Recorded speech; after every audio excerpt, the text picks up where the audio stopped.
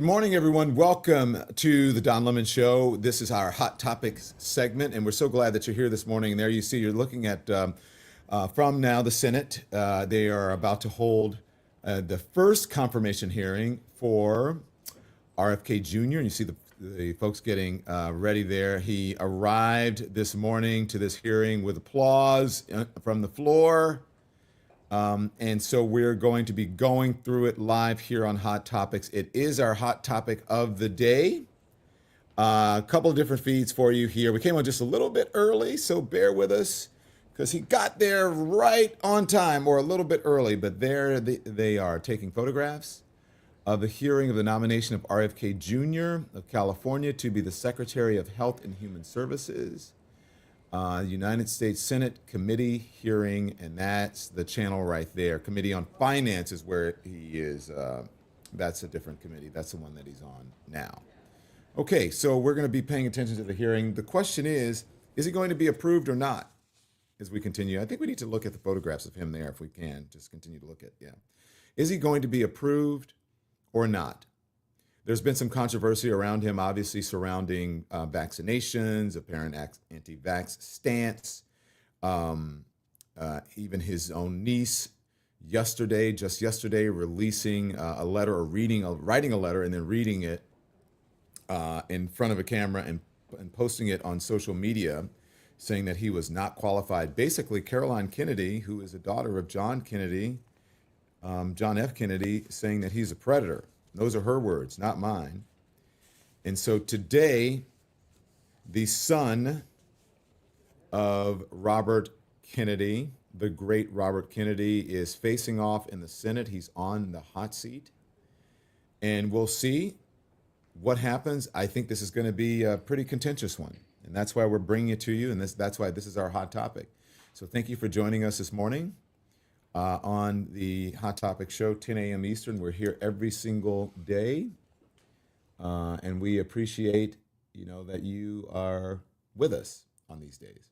Okay, so thank you so much. There he is. He sat down now, seated. They're going to have their opening remarks. The person who's chairing this, you see there on the bottom left of your screen, starting, but for some reason, we're not hearing. There we go. Let's listen in a little bit. Mr. Kennedy, congratulations on your nomination. Throughout this process, Mr. Kennedy, you have been accessible to members and staff on both sides of the aisle and have demonstrated strong commitment to fulfilling the responsibilities of this role.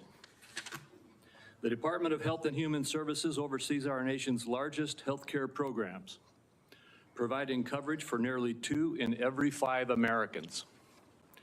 Improving Medicare, Medicaid, and CHIP, among other initiatives, presents challenges, especially in the face of a rapidly aging population, stubbornly high costs, and persistent barriers to access. However, this also provides us an opportunity to deliver bold, transformative solutions. As a committee, we share a commitment to advancing common sense, bipartisan policies that improve the delivery of healthcare in this country. This committee has worked to realign incentives in the prescription drug supply chain, to enhance access in rural communities, to expand the availability of telehealth and improve the broken clinician payment structure. Across these and other issues, I look forward to working with the administration to continue pursuing meaningful reforms that serve the American people. So these are just the opening remarks that we'll get to. My question is to you guys who are joining us. Make sure you hit the thumbs up. Make sure you hit the likes. All of the things, as we say. And follow us on our social. If more people become aware of our conversations and more people become aware of our channel, if you do that. And so these are just a sort of rote, pro forma, procedural things. It's not really, getting down to the nitty gritty, so to speak here. So there you go. And when you're watching it live, not really much to say. I mean, you guys know, the history of Robert Kennedy Jr. There's Mr. Crapo, who's the chairman there. You guys know his history pretty much. I don't have to really tell you that much. And you know his dad, the revered former Attorney General. brother of the president, the former president, John F. Kennedy, both sadly assassinated not long apart back in the 1960s. The question I'm going to ask to you later will be, what would his even dad do? How would his dad feel about him? I think that's a very fair question, considering his entire family pretty much has come out and said, not so much. I mean, and very vocally. So he's talking about the healthcare system across the country. And I think what Americans really now are contemplating, and what the Senate should be contemplating, is this a person you want? Right? Regardless of partisan politics. I don't know if it's going to play out that way. Is this the person who you believe is the best person who should be in charge of health and human services, of the health and human services of the entire nation? We know what happened yesterday, right? With the federal funds. And it appears that there are folks who are in place now who are not qualified to even be running the government, and screwed up the whole thing and could have messed up the livelihoods and the services and the benefits for millions and millions and millions of Americans, especially Donald Trump's own voters. Maureen Marfell says he is not qualified. Put Maureen's comment back up there. You guys are free to comment until we get started here. I would love to read some of your comments. Again, we're just going to follow the hearings because I know they're going to be interesting. He is not a doctor, so that's a hard no, says Candace Butler 8 on TikTok. He is not qualified. Do you guys think he's qualified? What do you think of his past? You heard the whole bear thing. You've heard so much about what he's done. Was it a whale or something? Absolutely not, says Lauren Vide. Is he qualified? No. Is he qualified? No. Don, are you tired? You ask us if we are tired. You should rest too. Yeah, I should. Absolutely not qualified, says Lisa G. Predator was scathing, says Jen Leonard. That is true. These hearings are feeling useless, says Eastmain. They are. Thank you very much, Mr. Chairman. They are. Okay, let's listen back in. Whether Robert F. Kennedy should be trusted with the health and well-being of the American people. Committee staff have examined thousands of pages of statements, books, and podcast transcripts in a review of his record. The receipts show that Mr. Kennedy has embraced conspiracy theories, quacks, charlatans, especially when it comes to the safety and efficacy of vaccines. He has made it his life's work to sow doubt and discourage parents from getting their kids life-saving vaccines. It has been lucrative for him and put him on the verge of immense power. This is the profile of someone who chases money and influence wherever they lead, even if that may mean the tragic deaths of children and other vulnerable people. They are starting hard, chases Now, money and Kennedy influence, is even if it means a fond of tragic saying death of he's children. not making recommendations about whether parents should vaccinate their children. He's just asking questions and giving people choices. It's a slippery tactic to dodge any real responsibility for his words and actions. And it is, in my view, absurd coming from somebody who's trying to win confirmation for a job that is entirely about making recommendations. These recommendations are going to have life or death consequences for the American people. Mr. Kennedy, if you are confirmed, your recommendations determine which vaccines senior citizens get for free through Medicare. Your recommendation will determine which vaccines are given to millions of kids. Peddling these anti-vaccine conspiracy theories as our chief health officer is going to endanger the lives of kids and seniors across the nation. Just look at what happened when Mr. Kennedy inserted himself into an anti-vaccination crisis in the island nation of Samoa. He traveled there himself to push his views and pour fuel on the fire of a measles outbreak that began due to low vaccination rates. In the end, 83 Samoans died, mostly kids, from a disease that is easily preventable. Americans cannot afford to import this experiment to our great nation. On other healthcare matters, from abortion to universal healthcare, Mr. Kennedy has changed his views so often it is nearly impossible to know where he stands on so many of the basic issues that impact Americans' daily lives. In a gobsmacking statement of irresponsibility, in November 2023, Mr. Kennedy said that he wanted to pause infectious disease research for 8 years. Mr. Kennedy has indicated he's open to restricting access to the abortion medication mifepristone, which remains a primary target of the Republican crusade against reproductive freedom. I took this on back in 1990 when I chaired the first congressional hearing on the topic. The science was clear then. It's even clearer today. Mifepristone is safe. The only reason it's under question in 2025 is because people with a political agenda have been out lying about it.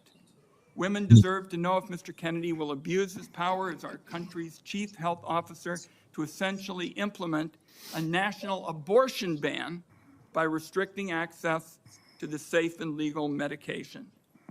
Meanwhile, as the Trump budget office threw the Medicaid program into chaos yesterday, Republicans in Congress are proposing deep cuts to the program that will rip away health care from millions of Americans who count on this vital lifeline. Cuts to Medicaid of this magnitude are going to jack up the cost of health insurance. It'll shutter nursing homes and rural hospitals, deprive seniors and Americans with disabilities of home-based care.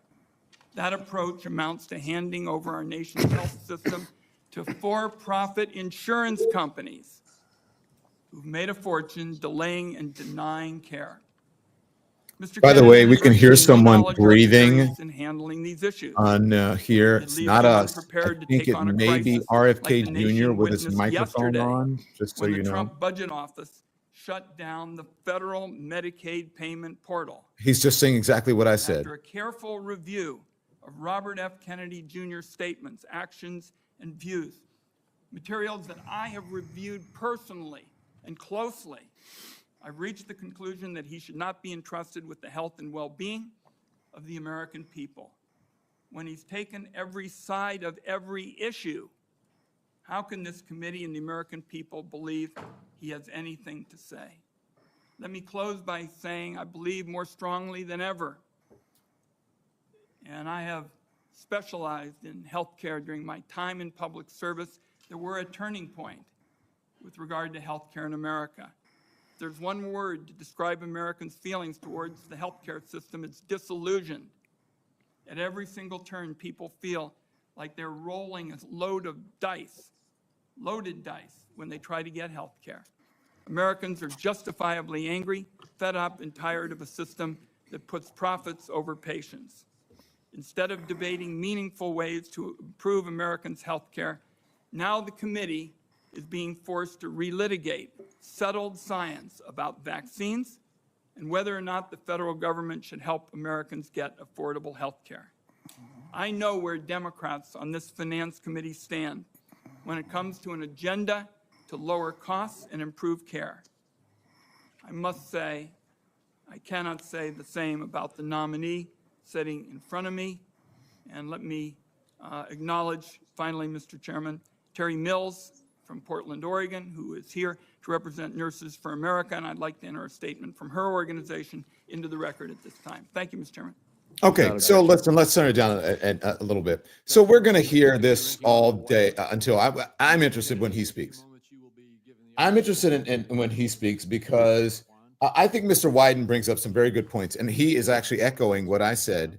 It's like you have someone who has never been in charge of anything like this, This is a big job to be in charge of health and human services. And I think yesterday was very telling, okay?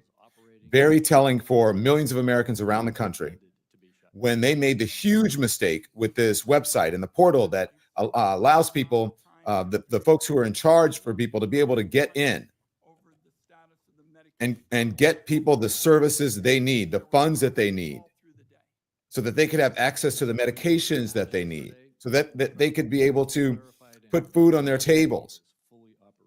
And so all of this, I mean, I think the American people look at all of this sometimes it's just so performative. Why are we going through this process? Why are we even covering it here on the Don Lemon Show? As I'm sitting here, I'm wondering, why are we covering this? Because most folks believe that, hey, it doesn't matter what these senators do, right? It doesn't matter really what they say and how they twist themselves into pretzels and they to come up with a permission or permission structure to confirm people who are not qualified for positions. And to say someone is not qualified for a position doesn't mean that you hate the person. It doesn't mean that you don't like them. It doesn't mean that you're demonizing them. You're just pointing out the fact, as Burquat Yu says, if you're against, who's in the comments, if you're against DEI, then why are you nominating someone who is deemed to be unqualified? Burquat says DEI activated. So in the MAGA terms for diversity, equity, and inclusion, most of the people who have been nominated for these positions would be in the way that they describe diversity, equity, and inclusion. They would be DEI hires. And also kind of, you know what, in the way that diversity, equity, inclusion, that it is defined in this country, they are, because the biggest recipients of diversity, equity, and inclusion, all of those, you know, rights and privileges and everything that goes along with it, who are the top two beneficiaries of that? Now, you would think that it would be Black people. You would think that it would be maybe, you know, brown people, Latinos. No, it's white women and white male executives. Diversity, equity, and inclusion goes beyond what MAGA folks and Republicans have made it out to be a pejorative. It goes beyond that. It helps our veterans. It helps women secure equal positions. Robert F. Kennedy speaking now. Let's listen. To respond to any reasonable summons to appear and testify before any duly constituted committee of Congress, if you are confirmed. Yes, I do. And finally, do you commit to providing a prompt response in writing to any questions addressed to you by any senator of this committee? Yes, I do. Thank you, Mr. Kennedy. And before you begin, if you would like to, you may introduce your wife and children. Yes. My wife, Cheryl Hines, is here. My daughter, Kit Kennedy, my son, Bobby Kennedy, his wife, Amaryllis Fox Kennedy, and my nephew, Jackson Hines, is here too. We welcome you all. Thank you. You may proceed with your statement. Thank you, Mr. Chairman. Chairman Crapo, Ranking Member Wyden, and members of this distinguished committee. I'm humbled to be sitting here today as President Trump's nominee to oversee the U.S. Department of Health and Human Services.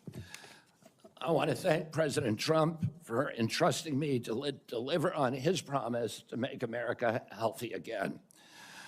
I also want to thank Cheryl and Kik and Bobby and all of my other children who are here today, and all the many members of my large extended family for the love that they have so generously shared. Ours has always been a family that has been involved in public service, and I look forward to continuing that tradition. My journey into the issue of health began with my career as an environmental attorney, working with hunters and fishermen and mothers in the small town in the Hudson Valley and along the Hudson River. I learned very early on that human health and environmental injuries are intertwined. The same chemicals that kill fish make people sick also. Today, Americans' overall health is in grievous condition. Over 70% of adults and a third of children are overweight or obese. Diabetes is 10 times more prevalent than it was during the 1960s. Cancer among young people is rising by 1 or 2% a year. autoimmune diseases, neurodevelopmental disorders, Alzheimer's, asthma, ADHD, depression, addiction, and a host of other physical and mental health conditions are all on the rise, some of them exponentially.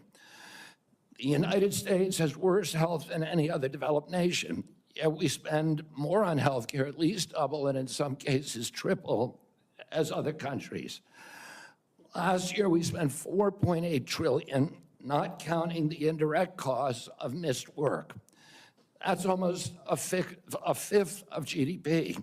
It's tantamount to a 20% tax on the entire economy. No wonder America has trouble competing with countries that pay a third of what we do for health and have better outcomes and a healthier workforce. But I don't want to make this too much about money. It's the human tragedy that moves us to care. President Trump has promised to restore America's global strength and to restore the American dream, but he understands we can't be a strong nation when our people are so sick. A healthy Andy, turn the person volume down just has a little 1,000 dreams. So this is so I said when I heard someone breathing, and I said I asked you guys didn't hear on the feed. I said, "Andy, is your mic open? I can hear you breathing." And he said, "No, I think it's RFK Jr." So look, I know RFK Jr. I know he has vocal issues, but does he sound winded to you guys? Maybe it's nerves, or it's like he's having trouble catching his breath. I don't know. That's what it sounds like to me, because when I speak to him on the phone or in person, he has the vocal issue, as does his sister Carrie, but he sounds a bit like he's having trouble breathing. I don't know, just my assessment. Asking. Movement led largely by Maha moms from every state. You can see many of them behind us today, and in the hallways and in the lobbies, is one of the most transcendent and powerful movements I've ever seen. I promise President Trump that if confirmed, I will do everything in my power to put the health of Americans back on track. And I've been greatly heartened to discover a deep level of care among members of this committee, too, both Democrats and Republicans. I came away from our conversations confident that we can put aside our divisions for the sake of a healthier America. For a long time, the nation has been locked in a divisive healthcare debate about who pays. Well, when healthcare costs reach 20%, there are no good options, only bad ones. Shifting the burden around between government and corporations and insurers and providers and families is like rearranging deck chairs on the Titanic. Our country will sink beneath a sea of desperation and debt if we don't change the course and ask why are healthcare costs so high in the first place. Maybe he is nervous, but RFK Jr. is used to speaking in front of people, so I don't know. I don't know. But anyway, I hope that he's okay. It just sounds like to me, it just sounds a bit winded, and his breathing is really heavy. That's it. Not saying anything. I'm not trying to be, rude or negative or anything. It's just something that I noticed. There is no single culprit in chronic disease. Much as I have criticized certain industries and agencies, President Trump and I understand that most of their scientists and experts genuinely care about American health. Therefore, we will bring together all stakeholders in pursuit of this unifying goal. Before I conclude, I want to make sure the committee is clear about a few things. News reports have claimed that I am anti-vaccine or anti-industry. I am neither. I am pro-safety. Okay, here we go. An interruption. Something about, sounds like Obama. We'll have order. Please proceed, Mr. Kennedy. We're going to get a couple of these. I worked for years to raise awareness about the mercury and toxic chemicals in fish, and nobody called me anti-fish. And I believe that that vaccines play a critical role in healthcare. All of my kids are vaccinated. I've written many books on He vaccines. just My first book admitted his kids are 2014, vaccinated. the Uh-oh. first line of it is I'm Uh-oh. not What does that mean? anti-vaccine, and the last line I is thought he I'm was not against anti-vaccine. vaccinations for kids. Nor am I the enemy of Interesting food what these producers. people will say American in the farms are the hearings. bedrock of our culture, of our politics, of our national security. I was a 4-H kid, and I spent my summer working on ranches. I went to work with our farmers. I want to work with our farmers and food producers to remove burdensome regulations and unleash American ingenuity. MAHA simply cannot succeed without a partnership, a full partnership of American farmers. In my advocacy, I've often disturbed the status quo by asking uncomfortable questions. Well, I'm not going to apologize for that. We have massive health problems in this country that we must face honestly. And the first thing I've done every morning for the past 20 years is to get on my knees and pray to God that he would put me in a position to end the chronic disease epidemic and to help America's children. That's why I'm so grateful to President Trump for the opportunity to sit before you today and seek your support and partnership in this endeavor. I will conclude with a promise. The members of this committee, to the president, and to all the tens of millions of parents across America, especially the moms, who have propelled this issue to center stage. Should I be so privileged as to be confirmed, we will make sure our tax dollars support healthy foods. We will scrutinize the chemical additives in our food supply. We will remove financial conflicts of interest from our agencies. We will create an honest, unbiased, gold standard science at HHS, accountable to the president, to Congress, and to the American people. We will reverse the chronic disease epidemic and put the nation back on the road to good health. Thank you. Thank you, Mr. Okay, Kennedy. there he is. I think it's very interesting that he's admitting that his kids are vaccinated, because most people in this country would think that he is fairly anti-vax, that he's spoken out against it. That some folks like to make the distinction between vaccines and mRNA, as someone on TikTok has been doing now. But if you go back and look over his comments over the last more than decade or so, and one would think that he was against having children vaccinated, right? So now he is admitting. I wonder how folks are going to react to that, how the MAGA folks, the anti-vax folks, the folks who said this was a pandemic, don't take the jab, that it's bad for you. So, I don't know. Some interesting things that he said there. I do believe that he sounded a bit winded. Let's listen. I had dozens of first cousins. I was raised in a time where we did not have a chronic disease epidemic. When my uncle was president, 2% of American kids had chronic disease. Today, 66% have chronic disease. We spend zero on chronic disease during the Kennedy administration. Today, we spend $4.3 trillion a year. With 77% of our kids cannot qualify for military service. When I was a kid, the typical pediatrician would see one case of diabetes in his or her lifetime, 40 or 50-year career. Today, 1 out of every 3 kids who walks through her office door is diabetic or pre-diabetic. And the most recent data from NIH shows 38% of teens are diabetic or pre-diabetic. Autism rates have gone from 1 in 10,000 to 1 in 1,500, depending on what studies you look at. In my generation today, 70-year-old men, 1 in 34 in my kids' generation. We've seen this explosion of autoimmune disease, of allergic diseases. This is not just a economic issue. It's not just a national security issue. It is a spiritual issue, and it is a moral issue. We cannot live up to our role as an exemplary nation, as a moral authority around the world, and we're writing off an entire generation of kids. Thank you very much. Okay, And a couple it things on that. Let me confirmed- just say this. As some of those things that he's talking about, some of the reasons that they are up is because we now have better systems of being able to track and diagnose.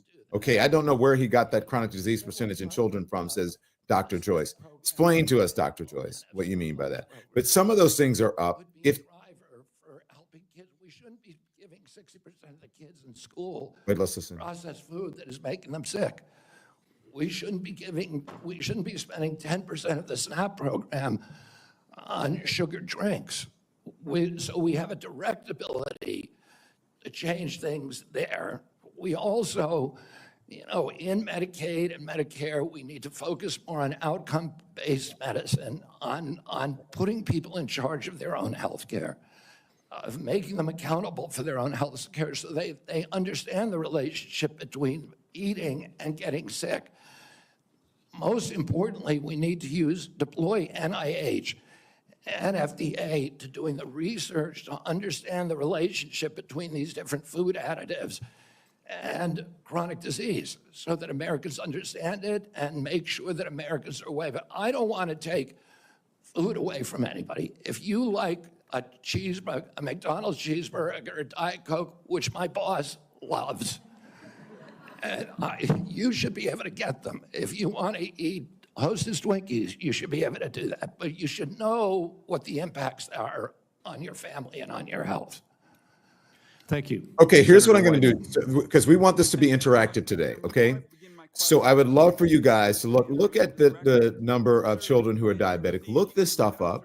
Give us your comments, what you think about, and the numbers that you find. Dr. Joyce, thank you so much. I appreciate that. Dr. Joyce said, yeah, the numbers are up. I wonder where he got that from, but not to that extent. Here's what I will say. A lot of those things that he's talking about is we have better methods, as I said, of being able to track, diagnose, and to figure out what people have and what they don't. The science gets better, okay? So it may be up for, that may be one of the reasons that it's up.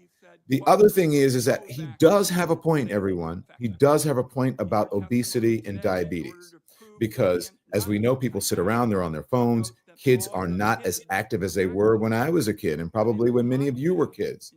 Kids are eating more fast foods, and they're eating more processed foods. They're going to, more fried foods. Marie Maniscalco is right. When Michelle Obama tried it, they called her a socialist. And now that he's saying it, right, it is suddenly he's saying that people need to do it. It's all of a sudden it's good. They want it. But when the former first lady did it, they said, oh, she was trying to control people and tell them what they could eat and put in their mouths. So Marie Maniscalco, thank you. All of you, please. Feedback. I'm going to read your comments. Let's listen to his answer. The statement that I made on the Lex Friedman podcast was a fragment of the statement. He asked me, and anybody who actually goes and looks at that podcast and will see this. He asked me, are there vaccines that are safe and effective? And I said to him, some of the live virus vaccines are.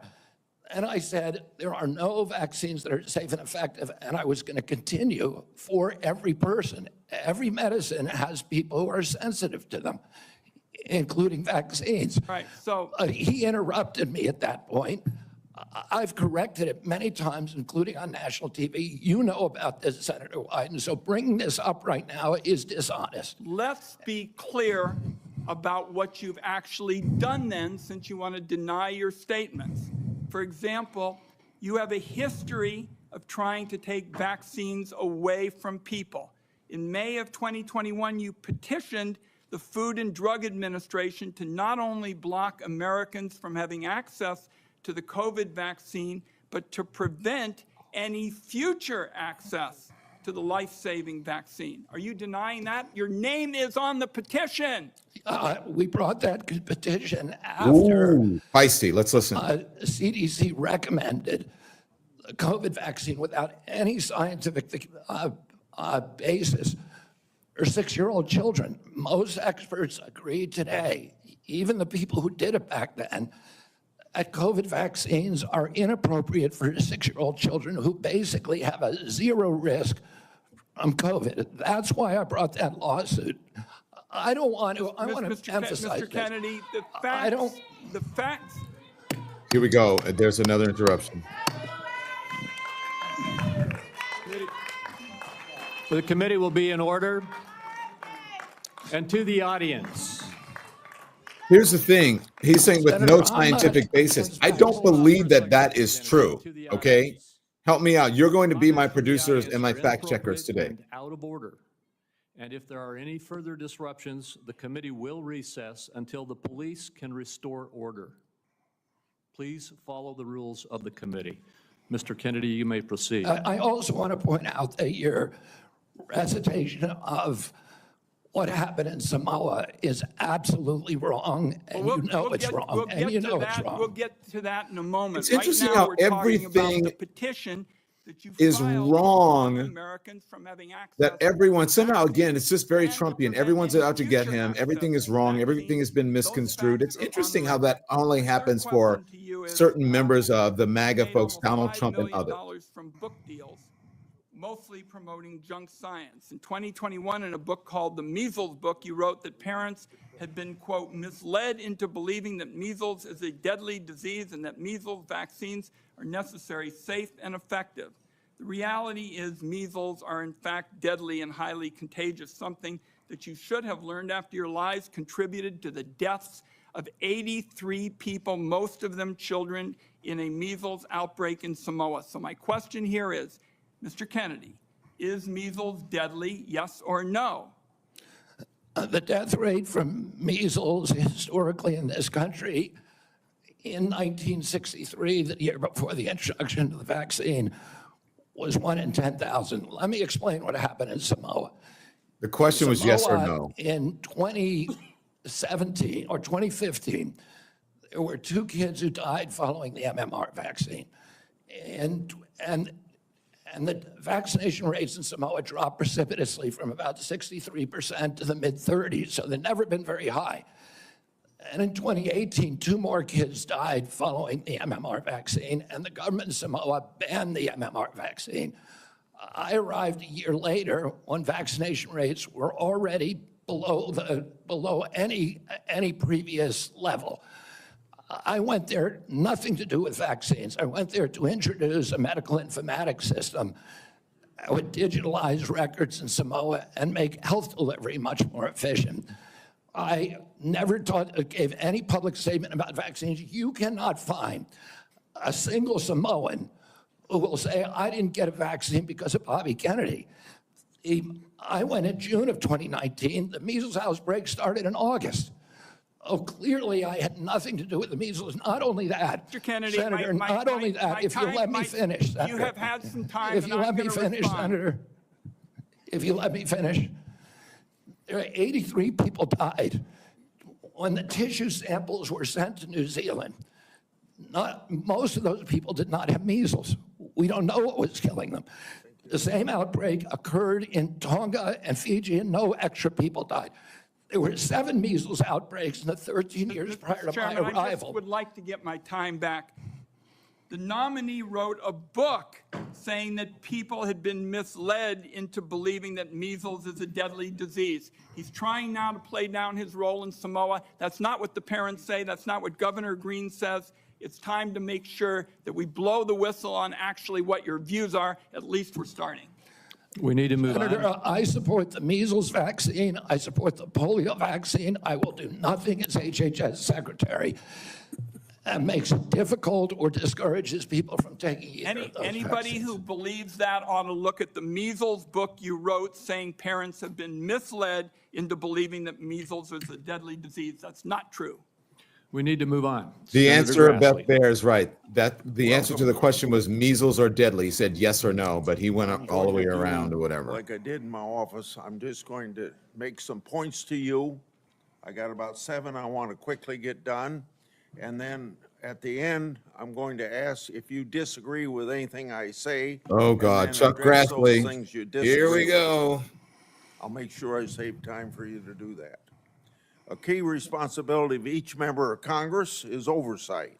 Oversight allows us to hold bureaucrats accountable to the rule of law, and it helps keep faith with taxpayers. I expect HHS to provide timely and complete responses to congressional oversight. Number 2, PBMs, something you and I discussed in our office.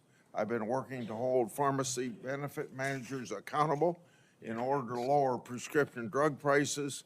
I expect you to work with us to hold PBMs accountable and that may even asking your support for legislation that's before the Congress. Drug pricing. Senator Durbin and I have, for a while, been trying to get a bill passed that requires price disclosures on TV ads for prescription drugs. Knowing what something costs before buying it is just common sense. President Trump tried to do this by regulation in his first term. Vice President Vance co-sponsored our bill last Congress. I ask you to support this bill, or if you can do it by regulation, to do it by regulation. That's a On very rural good health point. care, Why the someone previous without an administration MD dragged its feet qualified in for this opening up position. slots for rural community hospital demonstration programs. It also ignored concerns from rural pharmacies when implementing changes to Medicare Part D, and ignored rural needs when it comes to distributing physician residency slots. I expect you to prioritize rural Americans' healthcare needs. On agriculture, in our meeting earlier this month, we talked at length about agriculture. You prefaced the conversation by saying you will not have jurisdiction over these issues. I expect you to leave agricultural practice regulations to the proper agencies, and for the most part, that's USDA and EPA. On dietary guidelines, I've sent letters to the Secretaries of Agriculture at HHS requesting that they provide information regarding conflicts of interest on the Dietary Guideline Advisory Committee to increase transparency. I expect you to provide Congress with confidential financial disclosures from the Advisory Committee before finalizing dietary guidelines, so we know that nobody has a vested interest in it, is having undue influence. Lastly, HHS, Office of Refugee Resettlement Oversight. Last year, I expanded my investigation into HHS's Office of Refugee Resettlement. I wrote 24 contractors and grantees whose job it is to place unaccompanied children with sponsors. In many cases, children have been placed with improper vetted sponsors, placing them at risk of Oh my God, this is trafficking painful. Okay, by so let's administration. listen. Anyway, let's look at what Dr. Joyce is saying. And I'm a little bit behind because I'm on the YouTube feed. Dr. Joyce says, remember the HCSS provides ultimate medical guidance to the military. So if a service like the Air Force, where I worked for 20 years, gives medical guidance, it can be overridden by HHS. And so the point is that another person made as well, which I think is an important point to make, is that why is a person who does not have a medical degree, how are they qualified? And we hear all kinds of folks talk about, they're going to lower the standards for medical students and medical standards in this country. Well, aren't we lowering the standards for people who can lead the health and human services of this country by potentially hiring someone or putting someone in that position who is not a medical professional at all? Approach Let's listen. to administration, HHS, will be radical transparency. If members of this committee or other members of Congress want information, the doors are open. I've spent many years litigating against NIH and its sub-agencies, HHS and its sub-agencies, NIH, CDC, FDA, on FOIA issues, trying to get information that we, the taxpayers, paid for, and oftentimes getting back redacted copies after a year or 2 years of litigation. That should not be the case. And if Congress asks me for information, you will get it immediately. Thank you. Thank you. Senator Cantwell is next, but Okay, until she well, returns, I will move on. I'm not sure what down that the was all list, and that about. would He be could have just Senator asked the Cornyn. question and he could have answered. Kennedy, welcome to you and your family, whatever. and congratulations. I appreciate Senator Grassley raising the issue of the Office of Refugee Resettlement within the auspices of Health and Human Services. I think this may surprise people, but that's actually the responsibility of HHS, the Office of Resettlement Relocation. Under the previous administration, as Senator Grassley alluded, there were roughly 500,000 children, unaccompanied minors, that were placed with sponsors in the interior of the United States. the previous administration took the position that it was not the federal government's responsibility once these children were placed with these sponsors. But the New York Times, in a series of investigative stories, pointed out that tens of thousands of these children, when they tried to follow up and find out how they were doing, whether they were going to school, whether they were being trafficked or abused, there was no answer, and they took the position it was not their responsibility. So I look forward to working with you to find those children and to make sure that they're not being abused. Millions of Americans are experiencing mild to moderate mental health and substance abuse issues, yet many struggle with timely and effective access. Primary care physicians are most likely to be seeing these individuals as opposed to a specialist, and it makes it important that these individuals, primary care physicians, be trained in patient-centered care, which would strengthen the integration of behavioral health care with primary care services. Is this something that you are concerned about, something you'd be willing to work with us on in order to implement? Yes, Senator, and let me just reassure you that President Trump has personally spoken to me about locating those 300,000 children who disappeared over the last 4 years. I don't think anybody has a fully accurate number, but it's hundreds of thousands, I agree. And many of them we know have been sex trafficked and childhood slavery, and it is a blight on America's moral authority, and we need to find those kids. In terms of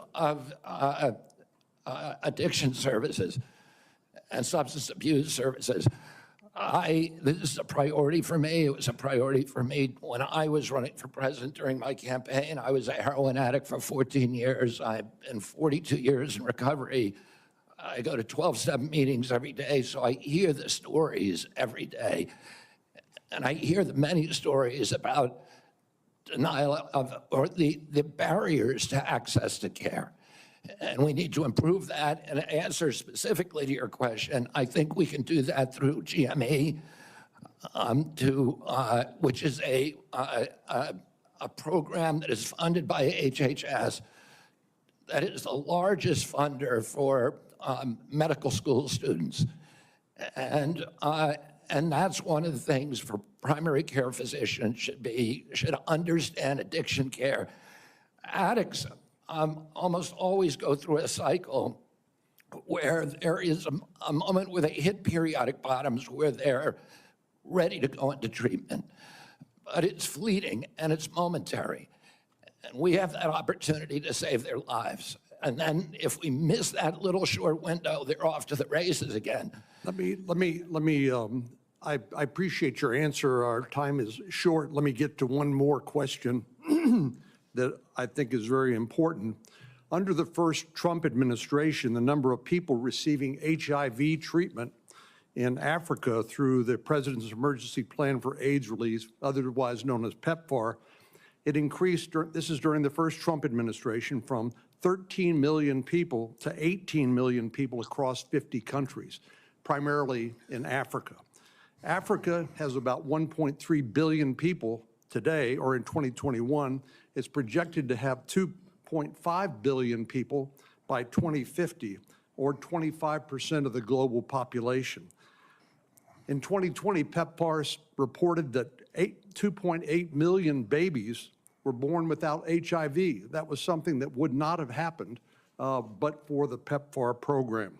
So it has simply been one of the most successful public health programs in the world and saved approximately 26 million lives. Has saved approximately 26 million lives. And that would risk ceding is that from leadership George to adversaries W. like Bush, China. a Republican, And I'd like to know whether you support not a the MAGA objectives and person. goals of PEPFAR, This program and should would you not work with be me discontinued. And my colleagues to make sure that He this should work program with them continues to make sure the provide program continues. life-saving antiviral drugs to people who are most in need. I absolutely support PEPFAR, and I will happily work with you to strengthen the program. Good. I hope he means that. Thank you. Senator Bennett. Thank you, Mr. Chairman. Thank you, Mr. Kennedy, for being here this morning. And I think that Mr. Chairman, we are truly through the looking glass this morning here in the U.S. Senate, and this committee is being asked to fulfill a really important responsibility, which is to decide whether to confirm Mr. Kennedy to one of the most important healthcare jobs in America. And the reason I think it's so important is for many of the reasons you said in your opening statement, which is that we live in the richest country in the world, and we have some of the worst health outcomes of any industrialized country in the world. We live in the richest country in the world, and we have some of the lowest life expectancy rates of anybody in the industrialized world. I was a school superintendent before I was in this job, Mr. Chairman, and I can tell you that Mr. Kennedy's right, you know, that when I look at the kids in the Denver public schools, if we don't change the way we eat in this country, 40% of them are going to suffer adult diabetes as a result of their diet. These are, and we're, as I said, spending more than any other country in the world, and our families, every single person's constituents in this Senate are facing chronic shortages when it comes to health care. My friend from Texas, Senator Cornyn, has been a champion on mental health care. We have an epidemic, as he knows, across this country in mental health care, partly because of what the massive social media platforms that were sitting behind the President of the United States have inflicted on our children for their profit in the last decade or so. So we have no shortage of challenges to confront, and I even agree with some of the diagnosis of Mr. Kennedy. What is so disturbing to me is that out of 330 million Americans, we're being asked to put somebody in this job who has spent 50 years of his life not honoring the tradition that he talked about at the beginning of this conversation, but peddling in half-truths, peddling in false statements, peddling in theories that, you know, create doubt about whether or not things that we know are safe are unsafe. This is a very fair Not that every assessment. vaccine in America is unsafe, not that you can't possibly have an adverse reaction, but that parents and children in my old school district and school districts all over this country would be better off not getting vaccinated than getting vaccinated. Are you guys listening to this? Unlike This is his own this is a children great who are assessment. vaccinated, unlike the people he invited to his house in Los Angeles for their party who were vaccinated. For everybody else, it's about peddling these half-truths. And he says it with such conviction that you want to believe him. And Mr. Kennedy, I just have there are many, many things in the record, but I hope that you could answer these questions, yes or no. I've tried to ask these in a manner that's faithful to what you actually said, because I didn't want to have a debate about whether you actually said them. So I'm asking you, yes or no, Mr. Kennedy. Did you say that COVID-19 was a genetically engineered bioweapon that targets black and white people, but spared Ashkenazi Jews and Chinese? Yes, he said it. I didn't say it was deliberately targeted. I just quoted an NIH-funded and NIH Oh my gosh. published study. Did you say that it targets black and white people but spared Ashkenazi Jews? I quoted a study, Your Honor. I quoted an NIH study that showed that I'll take that as a certain yes. races I have are to move on, disproportionately. I have to move on. Did you say that Lyme disease is highly likely a materially engineered bioweapon? I made sure I put in the highly likely. Did you say Lyme disease is a highly likely militarily engineered bioweapon? I probably did say that. Did you say that? And that's what the developer of I Lyme want all disease of our said. colleagues to hear it, Mr. Kennedy. I want them to hear it. You said yes. Did you say that exposure to pesticides causes children to become transgender? No, I never said that. Okay, I have the record that I'll give to the chairman, and he can make his judgment about what you said. Did you write in your book, and He said it's it. undeniable Thank you, Catherine W. that African AIDS is an entirely different disease from Western AIDS. Yes or no, Mr. Kennedy? I'm not sure if I made that. Okay, I'll give it to the chairman, Mr. Kennedy. And my final question, did you say on a podcast, and I quote, "I wouldn't leave abortion, to the states. My belief is we should leave it to the woman. We shouldn't have the government involved, even if it's full term." Did you say that, Mr. Kennedy? Senator, I believe that every abortion is a tragedy. Did you say it, Mr. Kennedy? This believe- matters. It doesn't matter what you come here and say that isn't true, that's not reflective of what you really believe, that you haven't said over decade after decade after decade, because unlike other jobs we're confirming around this place, this is a job where it is life and death. Listen. For the kids that I used to work for in the Denver public schools, got it. and for families all over this country that are suffering from living in the richest country of the world that can't deliver basic health care did and you say basic it? mental health Not care to what you them. meant. It's too important for the games that you're playing, Mr. Kennedy. And I hope my colleagues will say to the president, I have no influence over him. I hope my colleagues will say to the president, out of 330 million Americans, we can do better than this. Thank you. We need to move on. Thank you. Did you say it? Senator Not Cassidy. what you meant to say. Let me clarify. Did you say it? Lyme disease is transmitted by Kennedy, ticks. The idiot, says President Dr. Trump Joe. has sworn to protect Did you Medicare. say it? Republicans are exploring reforms to Medicaid that could help pay for Trump administration priorities. With this context, what will you do about dual eligibles? About, Dual eligibles. well, dual eligibles are not right now served very well under the system. Those are people who are eligible for both Medicaid and Medicare. It's important to talk about dual eligibles, and I think that they will come to some I suppose consensus my on that. answer to Okay. that is to make sure that the programs are consolidated, that they're Okay. integrated, and the Let's just take it care down a little is bit. integrated. I look forward to So working with the you, Dr. idea Cassidy, on making sure That what he that has been doing with the others, and I think that they have allowed him to, in some sense, to be able to get away with it, is this is what I meant. Let me explain to you. I was quoting a study. I was doing this. And what Senator Bennett is doing is saying, I'm did you not say it? exactly sure because I'm not asking you to, did you say it? And got him to admit, yeah, I said that I probably did, or I don't remember. Well, shouldn't you remember? Employer tax. Shouldn't you remember it? Medicaid is a, So I think that is, Bennett did the right job. And that's what all the other folks should be doing. And does this, you saying shit like that, does that make you qualified or does it make you disqualified? That's the whole point of it here. Can the American people trust you? Are you trustworthy? Ways to potentially reform Medicaid to help, And look, I'm glad they're talking about Medicaid because folks almost lost their Medicaid yesterday. Remember, the Democrats saved Medicaid yesterday, saved people, especially Trump voters, from a whole lot of trouble.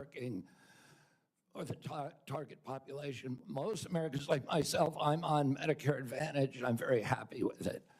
Most people who are on Medicaid are not happy. The premiums are too high. The deductibles are too high. The networks are narrow. The best doctors will not accept it in the best hospitals. And particularly, Medicaid was originally designed for a target population, the poorest Americans. It's now been dramatically expanded. And the irony of the expansion is that the poorest Americans are now being robbed. Their services have dramatically decreased, even though we've increased the price of Medicare by 60% over the last 4 years. The target population is being robbed. With We need that to figure said, out other options. obviously you've thought about that, and I appreciate that. What reforms right, do you who's- recommend? Again, that they're would talking about improve Medicare, services, I suppose, not but Medicaid. also make it more cost efficient. Well, President Trump has given me the charge of improving quality of care and lowering the price of care for all Americans. There are many things that we can do. Didn't they just raise what we want prescription to- drug The costs? ultimate outcome, I think, is to increase transparency, to increase accountability. and to transition to a value-based system rather than a fee-based system. TD says Medi- Medicare so Advantage on sucks Medicaid for the American people. and you This just should kinda disqualify take him immediately. What do you guys think general about that? principles and apply it to the Medicaid program? You know, listen, I think that there are many, many options with telemedicine, with AI right now. And, you know, there's including direct primary care systems. We're seeing that movement grow across the country. There's one of the largest providers. So going back to Medicaid though, and speaking of these specific advances, what reforms are you proposing with these ideas vis-a-vis Medicaid? Well, I don't have a broad proposal for dismantling the program. Of course not saying that. I think what we need to do is we need to experiment with pilot programs in each state. We need to keep our eye on the ultimate goal, which is value-based care, which is transparency, accountability, access. And one more thing, going back to Medicare, you mentioned you're an MA. You mentioned earlier the Medicare fee-for-service. Do you have any kind of thoughts as to whether or not patients on fee-for-service should move into MA, or how should we handle that? Whether patients who are on Medicare and fee-for-service? traditional Medicare, Yes. that's their choice right now. We have, I think, 32 million Americans, or 30 million Americans on Medicare, on traditional Medicare, and then another 34 on Medicare Advantage, roughly half and half. And I think more people would rather be on Medicare Advantage because it offers very good services, but people can't afford it. It's much more expensive. Oh, in answer to your first question, there are all kinds of exciting things that we can be doing, including cooperatives, which President Trump has supported, including health savings accounts, which President Trump has supported. All of these things to make people more accountable for their own health. And so we'd bring the cooperatives and the health savings accounts into Medicare and Medicaid? Exactly. We try to increase those, the use of those, and to direct primary care, to continue to transition into a value-based program that is private. Americans don't, by and large, do not like the Affordable Care Act. People are on it. They don't like Medicaid. They like Medicare. And they Are you like kidding me private about insurance. the Affordable Care Act? That's Need to bullshit. Listen to what they would prefer to be on private insurance. Most Americans, if they can afford to be, will be on private insurance. Most Amerians can't we need to afford to be on figure out private insurance, and ways most of the to people I know improve like care. Obamacare because they have health care. Elderly, for veterans, for the poor in this country. And Medicaid, the current model is not doing that. I would ask, any of the Democrats who are chuckling just now, do you think all that money, the People in the $900 chat billion don't like that we're Medicare sending to Advantage. Medicaid every year has made Americans healthy? Do we think it's working for anybody? Are the premiums low enough? We do need to move on. Senator Warner. Well, I got to tell you, for literally hundreds of thousands of Virginians, Medicaid is what prevents them from health crises on a daily and weekly basis. And some imaginary new plan, and if there was a new plan that was to be the basis of what Trump was going to do in repealing Obamacare, I would have thought by now we'd have seen it. I got to tell you, listen, Senator, can I reply to excuse that? me, Mr. Kennedy, I got questions. I appreciate our visit. I know you take your views seriously, and I don't reflexively vote. I voted for 4 of President Trump's nominees already. Got a lot of grief from folks on this panel. But I got to tell you, I saw an email that you put out Monday night, or your campaign did, in a fundraising email. Your presidential campaign celebrated that the freeze on all new regulations, guidance, and announcements is a way to protect unelected bureaucrats from further undermining our health freedom. Then you ask your donors to help pay for your campaign debt. Did your campaign and you put out that? I don't think my campaign exists anymore. All right, well, listen, I got to tell you this. Somebody's out there soliciting money for it. Maybe you ought to find out who is. So the fact that you celebrate this freeze, do you think that was a good idea to put all of this on hold for 90 days? Funding and any kind of further work? NIH research? As Chairman Crapo pointed What do out, you, I'm not asking for, I love Mike Crapo. I'm asking you. You're up very, very important position. as he pointed out, Senator, the right, let me just- portals that were closed were not closed as a result of the Trump Let me just tell you, I'd like you to Purposeful explain, excuse me, policy. sir, I'd like you to explain to a domestic violence center in Richmond that's saying because this freeze, they may have to close down, where those battered women to go. Or a rural nonprofit I've got in the Shenandoah Valley who's saying that freeze is going to potentially shut down their ability to operate. So I guess if you deny or don't know what your campaign's sending out, you don't know if you raised a lot of money Monday night. I'm saying that the Trump You don't administration know if has- you raised a lot of money. the Trump administration has made clear that it does not want to freeze benefits All right, for excuse me. any Americans under Medicaid or Medicare, and I do not want to dismantle Medicaid. The freeze is affecting beyond Medicare and Social Security. I would hope you would have known that to be able to answer some of this. Now, you've said publicly, you want to immediately get rid of 600 NIH workers on job one, on day one. When we had our meeting, you said you'd actually like to get rid of 2,200 people from HHS. Which offices are you going to start cutting and riffing these 2,200 workers from? Senator, there's 200 political appointees that are changed during every administration. So if you got rid of those 200 political appointees, you're not going to replace them with your political appointees. Well, President Biden this year changed 3,000 employees at HHS, 3,750 So at NIH. your 2,200, what departments are you going to pick them from? Well, the same as President Biden did when he changed 3,000 out. They're Let me from just, across all I'm down to a minute 30. The chairman's been generous with colleagues on both sides. I may have to go a couple minutes over. But let me just say, so let's just answer, this would be, I hope, since you're asking to become the top healthcare official in the United States in terms of HHS, huge ramifications, and part of this job is to be the senior advisor to the president on health issues. So when we're looking at this purge and we're looking at laying off workers, when we're looking at potentially the president's illegal offer to try to buy out federal employees, which I would say to any federal employees, think twice. Has this individual in his business world ever fulfilled his contracts or obligations to any workers in the past? That was our breaking But if news you yesterday at are the end of in our this live position, stream about this Will you pledge buyout that for you will not fire federal public employees who employees. work on food safety, government work on employees. trying to preventing things like salmonella?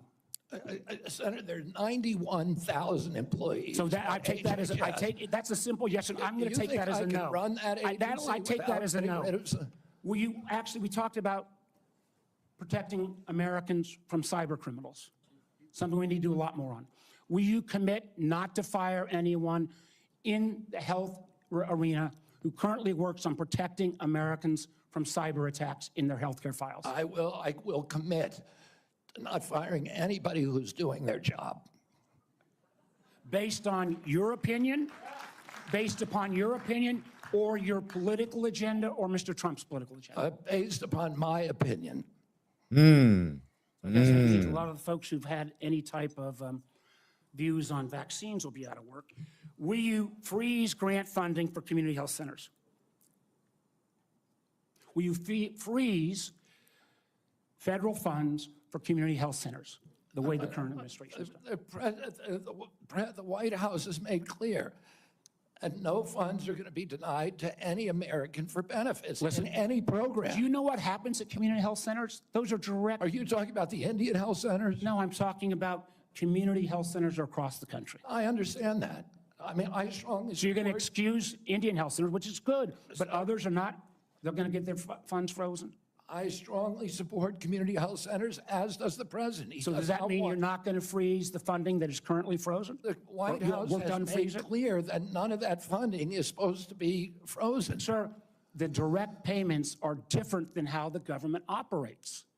We fund the federal government down to community health centers. As a former governor, there's lots and lots of state programs that are related to health care that come from the federal government, they come down to the state, then it goes to local programs. All of those don't directly pay out $1 at a time, but they come from federal funding. They are all, even though they keep changing the guidance on a minute-by-minute basis, based upon 9:45 or 10:30 or 10:45, whatever time it is today, those funds are still frozen. Sir, I just honestly, I want to give you a fair shot, but I don't feel like you approach this job with the knowledge and candidly your willingness not to commit, try to recommend to the president to make sure these funds are unfrozen and that people's lives are at stake is a very disappointing answer. Thank you, Mr. Chairman. Senator Lankford. Chairman, thank you. Mr. Kennedy, it's good to see you again. We had some great visits in my office. We've done some follow-up calls to be able to go through. You and I have talked about 100 different issues and backgrounds and things. You've been able to address a lot of them today and just different questions to be able to clear up social media rumors and the things that are out there on it. So I do appreciate that. We've talked about pharmacy benefit managers. We've talked about. It's interesting. They have mentioned a lot of social media, a lot of podcasts here, streaming, which is interesting. They're not talking about television at all. Not talking about cable news, not talking about broadcast news. You're not going to A tell lot of Americans interviews. what to eat, but you do want Americans to know This is what they're important. eating. And I think that's a pretty fair perspective on that. I do want to talk to you about some areas that you and I have talked about as well. We have some disagreements, you and I, on the issue of life and when life begins on that. You've been very outspoken on that, and we've had some good opportunities to be able to talk about that. Title 10 is specifically in the HHS area. This has been an area that has been interpreted for a long time, and President Trump in the first administration interpreted that rule to say that his administration will prohibit the performance, referral for, or promotion of abortion as a part of the Title 10 program. That he made that very clear in the first administration. Obviously, that's his decision to make again on that, on how he wants to handle that, and he's made a lot of public statements on that. The Biden administration not only reversed that, not only rescinded that rule, but they went one step the other direction. In my state in Oklahoma, as you and I have talked about, the Biden administration cut off funding to the state of Oklahoma for AIDS testing, for breast cancer screening, and for other areas of poverty health care because my state didn't promote abortion. It wouldn't provide.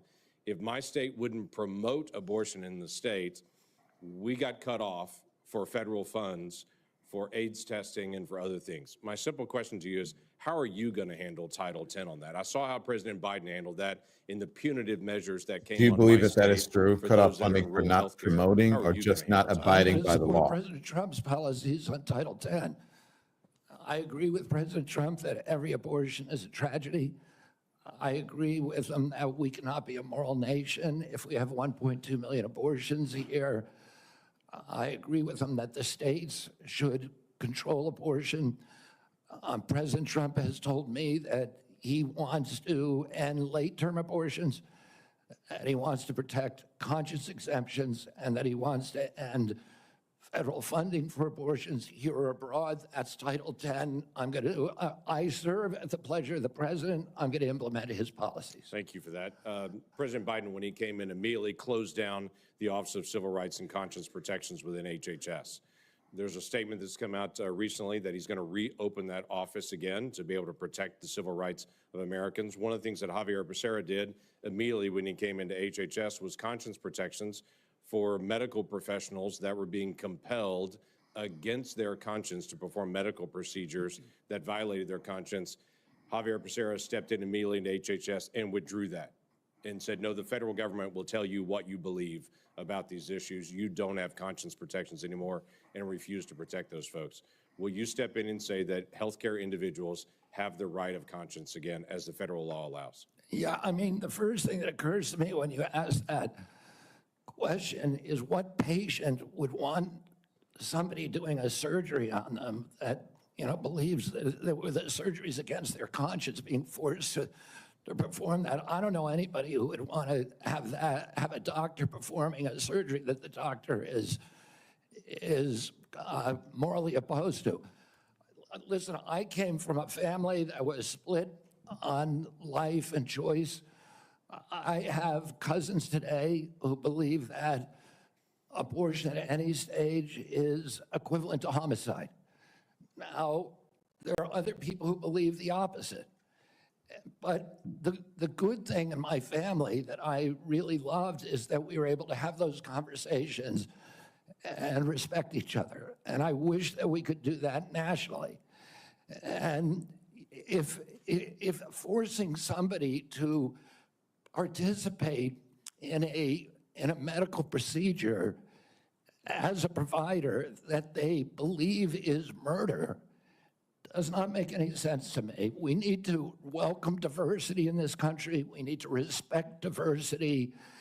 And we need to respect each other when we have different opinions and not force our opinions on other people. Yeah, thank you for that. The FDA, under the Biden administration, changed the rules for the chemical abortion drug and said you no longer need to see a physician. So if you have an ectopic pregnancy or all kinds of, don't even go anymore to see a physician. But they also changed an area that has been, something that's been very particular, you've talked about a lot, and that's transparency. They changed the position and said, don't tell us if there's a side effect on this drug unless she dies. But other than that, don't tell us. I'm going to step Literally away don't for a give minute, but transparent I'll be information here, to the American so people just or to the stand by. women who take this drug anymore. We don't want that reported. My question to you is, will FDA move to be able to actually give transparency to the American people and to say, this drug is no different than any other drug. We're not going to protect it just because it's political for some folks. People should know side effects on this drug, and there should be reporting. Yeah, I mean, it's against everything we believe in this country that patients or doctors should not be reporting adverse events. We need to know what adverse events are. We need to understand the safety of every drug, mifepristone and every other drug. And President Trump has made it clear to me that one of the things, he is not taking a position yet on mifepristone, a detailed position, but he's made it clear to me that he wants me to look at safety issues. And I'll ask NIH and FDA to do that. Thank you. Senator Whitehouse. Thank you, Chairman. Mr. Kennedy, I only have 5 minutes with you, and I've got a lot of experience with CMS, so you're just going to have to listen. 2 things. One, if you want to move from advocacy to public responsibility, Americans are going to need to hear a clear and trustworthy recantation of what you have said on vaccinations, including a promise from you never to say vaccines aren't medically safe when they in fact are, and making indisputably clear that you support mandatory vaccinations against diseases where that will keep people safe. You're in that hole pretty deep. We've just had a measles case in Rhode Island, the first since 2013, and frankly, you frighten people. 2, I want to air harms that Rhode Island has experienced from a remorseless, senseless CMS bureaucracy. CMS has for years maintained a reimbursement system that the bureaucracy could never explain, never justify, that persistently pays Rhode Island providers less than neighboring Massachusetts and Connecticut providers. A differential of 23 and 26% in our regional healthcare market. The Pending Ahead program can begin to remedy this, at least for value-based care, and it must. There has to be payment parity in the region. Rhode Island's healthcare system is bleeding out because we aren't paid what neighboring hospitals and doctors are paid, and the one act CMS took on this years ago was to make it worse. The CMS bureaucracy has also attacked one of the best accountable care organizations in the country, Rhode Island's Integra Family Doctors. Tried to throw them off the shared savings program because they said Integra, years ago, briefly, fell 137 patients short of the 5,000 patients that ACOs need. CMS wouldn't listen until a court found that to be unjustified, likely illegal, irreparable harm to this high-performing ACO and its patients, and contrary to the public interest. That must stop. Last, CMS has refused to approve waivers granted elsewhere for Rhode Island from rules that are stupid for Medicare patients who are nearing the end of their days. Here's what families see. Granny is home dying. She needs to transfer to a nursing home, and Medicare insists on putting her 3 days and 2 nights in a hospital. Expensive, frightening to Granny and the family, and stupid. Granny's home dying and can't get palliative and curative care together. Inhumane and stupid. Granny's home dying and can't get home care if she can still get out into the yard or be driven to see the shore, to see Narragansett Beach, say, one more time, to recall childhood memories before she dies. Inhumane and stupid. Granny's home dying and the family's exhausted. And the respite care benefit is not to send a nurse or a caregiver, but to stuff Granny in an ambulance and haul her off to a hospital. Some respite. It's all expensive, frightening, inhumane, and stupid. But the insensate CMS bureaucracy takes a court order to be awakened to the harm they cause. I have had enough. CMS should let Rhode Island try humane end-of-life care through CMMI. Let's see if it works at a state. I bet it will save money, serve families better at a very, very delicate time, and perhaps even make a model for better health care everywhere. I've said a lot. My time is out. You're welcome to respond in writing. I ask unanimous consent that the order declaring CMS's actions to constitute irreparable and illegal harm be put into the record. Without objection. Let me just respond very briefly, Senator Whitehouse. I'm an implacable enemy of tyrannical, insensate bureaucracies and stupid rules, and I will work with you to make CMS responsive to the needs of Rhode Island and to remedy those disparities that you talk about. I am familiar with the Integra Health plan, and it is the template for what we ought to be doing is a value-based plan, and I look forward to you to making sure that we create pilot programs like this. Unfortunately, that can be Mr. Chairman, reproduced around the country. Unfortunately, Mr. Chairman, one of the things I've learned in my tenure in the Senate is that a nominee saying that they're willing to work with me amounts to exactly zero. We need to get this fixed. Thank you. Well, I guess at that point, then, we will move on to Senator Daines. Mr. Chairman, thank you. Mr. Kennedy, I'm glad to see you here this morning. I listened to your opening remarks, and you mentioned that you want to make HHS the gold standard of science. I have found my engagements with you, both behind closed doors in my office, as well as listening to you publicly, to be very thoughtful and science-based. I applaud that. I thank you for that. And I realize this will likely be a partisan vote on this committee Having a little and fun, on but the there you Senate go. floor. But let the record state there are 3 medical doctors on this side of the dais. I'm a chemical engineer. We believe in science. I'm thankful that you do too, and you made that comment in your opening remarks. I want to talk about agriculture for a moment. We talked about our common love for Montana. You've been to Montana many times. It's a wonderful state. A lot of folks have discovered it. They watch the show Yellowstone, and people are coming and moving into our state, but it's an amazing place. But as you know, agriculture is our top economic driver in Montana. We produce some of the highest quality crops, the best livestock in the country and the world.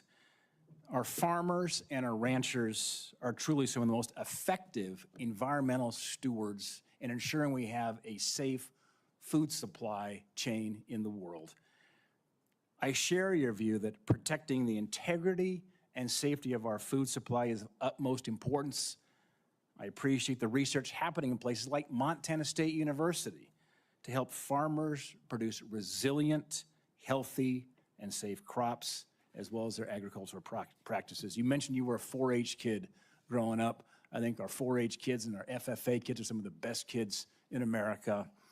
My question for you, Mr. Kennedy, is if confirmed, as I'm listening to my farmers and ranchers talk about the future, will you commit to working collaboratively with partners at USDA, at the relevant federal agencies, as well as our Montana farmers and ranchers before implementing any policy that might affect or impact food supply?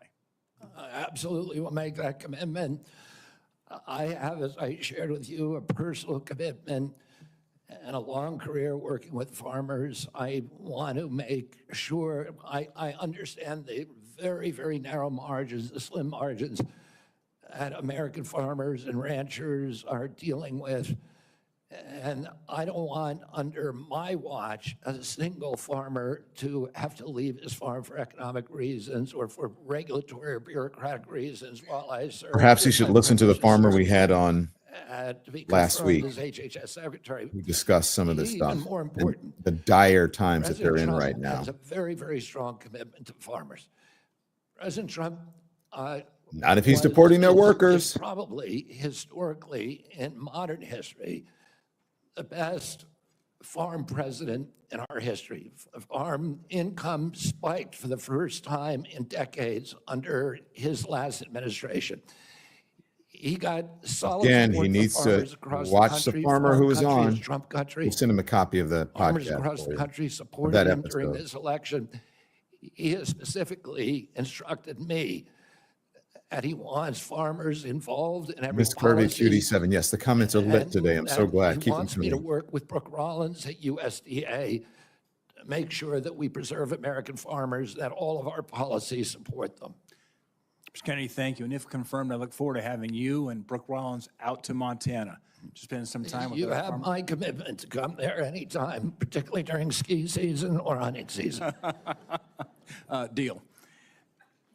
Oh, geez, I want to the shift privilege of gears it all. for a moment. Especially As during we ski discussed in the season or meeting hunting we had in my season. office, mifepristone was approved in 2000. The FDA has been under scrutiny and brought to court for failure to properly assess this drug, as well as subsequent deregulations hit the Senator wrong button, Langford everybody. described that have occurred over the past 25 years. Some of these deregulations included ending the requirement that these drugs be prescribed by a doctor, ending reporting requirements for adverse events, and allowing these pills to be obtained through the mail. In fact, the FDA's own prescribing label mentioned that 3 to 5% of women taking this drug end up in the emergency room. My question is, if confirmed as Secretary of HHS, will you commit to working with the FDA Commissioner to review these deregulatory actions that are threatening the safety of women? Sorry, Senator. As I said to Senator Langford, I think it's immoral to have a policy where patients are not allowed to report adverse events and where doctors are discouraged from doing that. President Trump has asked me to study the safety of mifepristone. He has not yet taken a stand on how to regulate it. Whatever he does, I will implement those policies. I will work with this committee, make those policies make sense. Thank you, Mr. Kennedy. Senator Hassan. Thank you, Mr. Chair and Ranking Member Wyden, and welcome, Mr. Kennedy, and to your family as well. I want to start with a couple of concerns I have, and just briefly on Medicaid. States share in the funding of Medicaid. Millions of disabled children in this country are alive because of Medicaid. Millions of people with addiction in this country are in recovery because of the services provided to them Finally, by another truth Medicaid. teller. Thank And you, millions of Senator chronically ill Hassan. people who, until Medicaid expansion was enacted, who couldn't get health care and therefore couldn't work because they were too sick, got health care through Medicaid expansion, then went back to work, and now they're on private insurance. So those are some facts about Medicaid that you might want to brush up on. Now, I'm also extremely concerned about your endorsement of radical fringe conspiracies that, if implemented at HHS, would put American families' lives at risk. Vaccines are one of our greatest public health triumphs. And you don't need, I'm not talking about abstract medical science. One of the people who helped raise me was my grandfather, who was a pediatrician. He practiced medicine in this country from 1921 until the mid-1980s. And I heard details about the difference those vaccines made in saving lives in the children who were under his care. Vaccination has helped to eradicate many deadly diseases in the United States, including polio and smallpox, something we should be proud of as Americans. I am extremely concerned that as Secretary, you would be able to halt critical vaccine research and to exploit parents' natural worries by advising them not to vaccinate their children. This will lead to more children getting sick, and some will even die. Before the measles vaccine, about 500 American children died a year from measles. This is too much of a risk for our country, and there is no reason that any of us should believe that you have reversed the anti-vaccine views that you have promoted for 25 years. For example, you have previously falsely suggested that the polio vaccine killed many, many, many, many more people than polio ever did by causing fatal cancers, while rigorous safety studies show that to be completely false.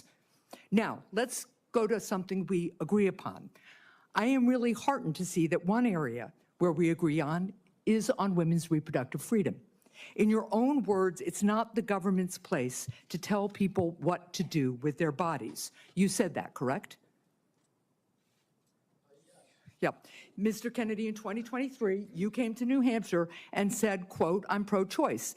I don't think the government has any business telling people what they can or cannot do with their body." So you said that, right? Yes. Yep. But you also said we need to trust the women to make that choice because I don't trust government to make any choices. You said that too, right? Yes. It is remarkable that you have such a long record of fighting for women's reproductive freedom, and really great that my Republican colleagues are so open to voting for a pro-choice HHS secretary. She did bring receipts. So, Thank you, Mr. Nappy Kennedy, Stop, for I'm gifting confused. membership. You have clearly stated in the past that bodily autonomy is one of your core values. The question is, do you stand for that value or not? When was it that you decided to sell out the values you've had your whole life in order to be given power by President Trump? Senator, I agree with President Trump that every abortion is a tragedy, that we can't be a moral authority in this country. Right, so, but that isn't what you said back in New Hampshire in 2023. My question is exactly when did you decide to sell out your life's work and values to get this position?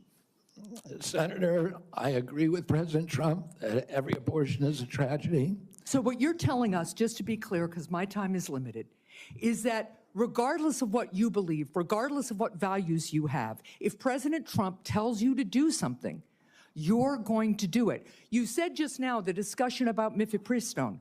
Oh, he's asked me to study the safety of it. Here are the safety studies that tell us mifepristone is safe and effective. And I asked Mr. Chair that these about 40 studies be admitted to the record by unanimous consent. Without objection. So the studies are there. The safety is proved. The science is there. But what you're telling us is if President Trump orders you to take action to make it harder for women to get direly needed health care, you'll follow his order. If Mr. Trump, as he did yesterday, orders a halt on Medicaid payments that are essential for taking care of people with disabilities all around this country, you're going to follow that order because you are willing to sacrifice your values, your knowledge, if President Trump tells you to do that. That, to me, is unacceptable in a Secretary of Health and Human Services. As I explained before, the White House has issued a statement saying that that policy will not deprive any American Yeah, of the benefits. problem is the White House issued that statement only after we pointed out the damage it would do, and it became politically uncomfortable for them. You know what else that freeze on federal funding did? It halted funds for critical research that could cure pediatric cancer. So if the president tells you to do that, you're going to stop that too. That's enough. Thank you. Senator Cortez Masto is next. Thank you. Mr. Kennedy, thank you for coming into my office and having the conversation that we did. I appreciate your passion and your belief, and you've spent years really talking about the issues that matter to you, and I appreciate that. Let me ask you a couple of questions, though I just need some clarification. Right now, there's a 40-year-old law that requires hospital ERs accepting payment from Medicare to actually provide emergency care to patients. So let's say a woman experiencing a life-threatening condition like a heart attack goes to the ER. As a lawyer, you would agree that that federal law protects her right to emergency care, correct? Yes. So now a pregnant woman with life-threatening bleeding from an incomplete miscarriage goes to the ER. Let me rephrase that so you can hear. A pregnant woman with a life-threatening bleeding from an incomplete miscarriage goes to the ER, and her doctor also determines that she needs an emergency abortion. But she's in a state where abortion is banned. You would agree also as an attorney that federal law protects her right to that emergency care, correct? I don't know. I mean, the answer to that is I don't know if the state Does it, bans well, let it. me ask you this as an attorney. Doesn't federal law preempt state law? The federal Constitution does. Sometimes not every federal law preempts state laws. It could be unconstitutional. Now, I'm Well, not I would trying to tell be you in this evasive, case, let me ask you Senator. I'm this. just telling you I don't know the I answer to appreciate that. question. But what authority do you have over this as the director of HHS? What authority do I have? Yeah, to enforce the law, In what regards? to make sure that a hospital that receives payment from Medicare is ensuring that they're providing the necessary emergency care to patients when they present. It's actually the EMTALA law. So what authority as HHS director do you have with respect to EMTALA? My understanding is that I have budgetary power and that it's pretty much limited to that. But if you tell me I have another authority, I don't even think that Well, let me tell you, we you have a do. law enforcement branch at HHS. Actually, you do, and that's CMS. CMS actually investigates complaints of EMTALA violations, as well as the Health and Human Services Inspector General, who, by the way, was just recently fired by Donald Trump. So you will be enforcing EMTALA laws, and it's important that you understand their impact and don't play politics with the patient presenting at the ER based on a position that this administration has taken. Let me ask you another question. When we met in my office, you said about lowering drug prices, that when Big Pharma price gouges, the American people suffer. I think we both agree on that. And I think you're sincere in your belief that you want to reduce prices for Americans, correct? Yes. Yeah. The Inflation Reduction Act empowered Medicare to negotiate prescription drug prices. It penalizes drug companies for price hikes above inflation, and it caps seniors' out-of-pocket drug costs, along with reducing insulin prices to $35 per month.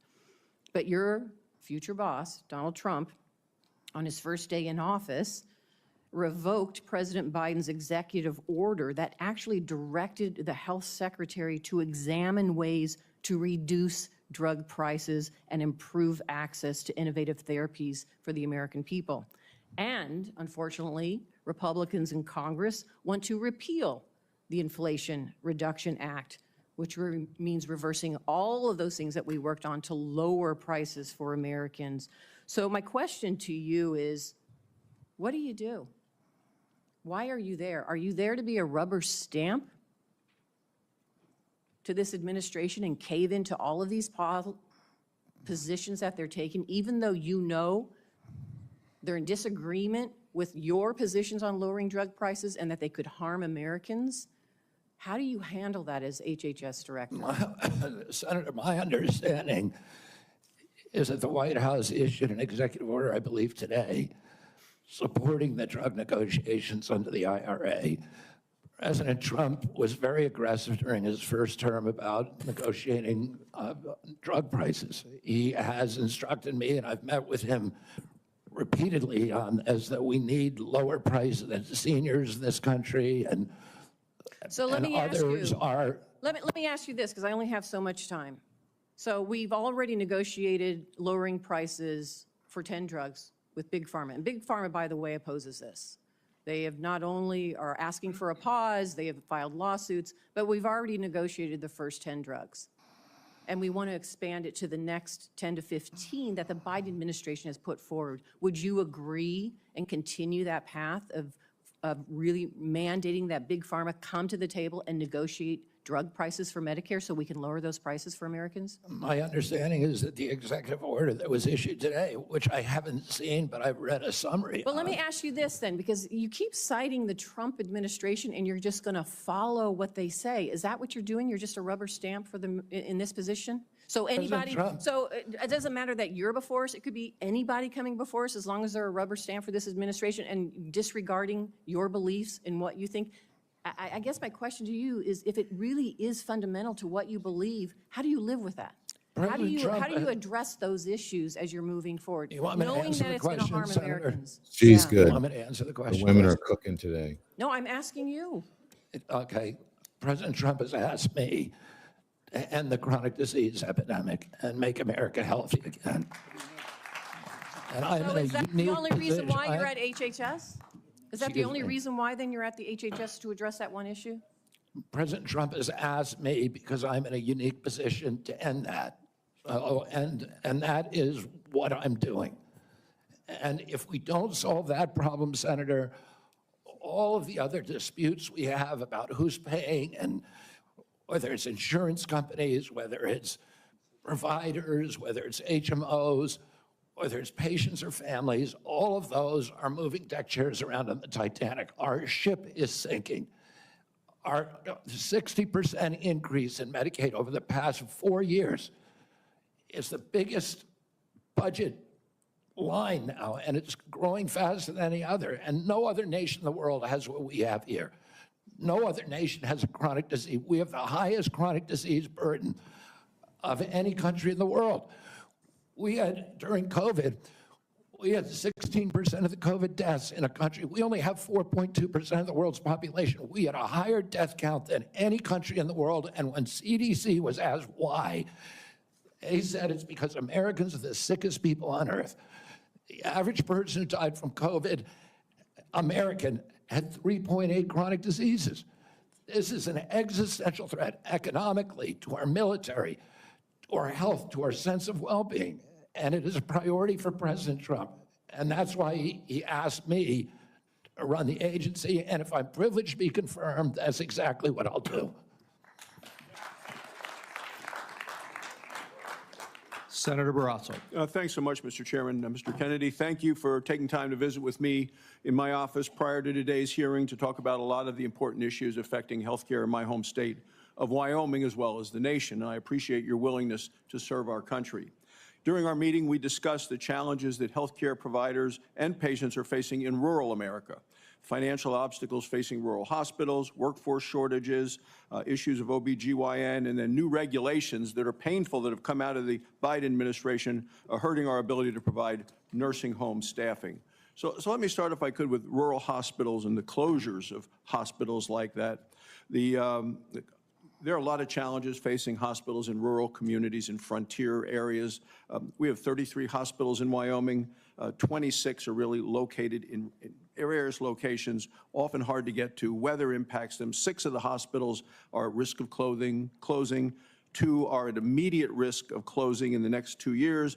10 have had to cut available services. And this is a concern of rural hospitals in both Republican and Democrat states, either way, bipartisan. Critical that the workforce challenges, financial challenges that we're facing are addressed. Can you commit to working with us on a plan to address the critical nationwide issue of rural health care? Yes, yes, Senator. And I would say that during my visits, I visited almost 60 senators so far. And the most common unifying, I would say, issue among both Democrats and Republicans, there were two. One was PBM reform, and the other is rural hospitals. And, you know, our nation made a commitment over 100 years ago to put a hospital within 30 miles of every American. We generally succeeded in doing that. It's absolutely critical. It's life-saving. And rural hospitals are closing at an extraordinary rate right now. They not only provide important health care for the localities, but also they're economic drivers for localities all over this country. President Trump is determined to end the hemorrhage of rural hospitals, and he's asked me to do that through use of AI, through telemedicine, which these are innovations that I saw the other day. A Cleveland clinic has developed an AI nurse that you cannot distinguish from a human being, that has diagnostics as good as any doctor. And we can provide concierge care to every American in this country, even those, the remote parts of Wyoming, Montana, Alaska, et cetera.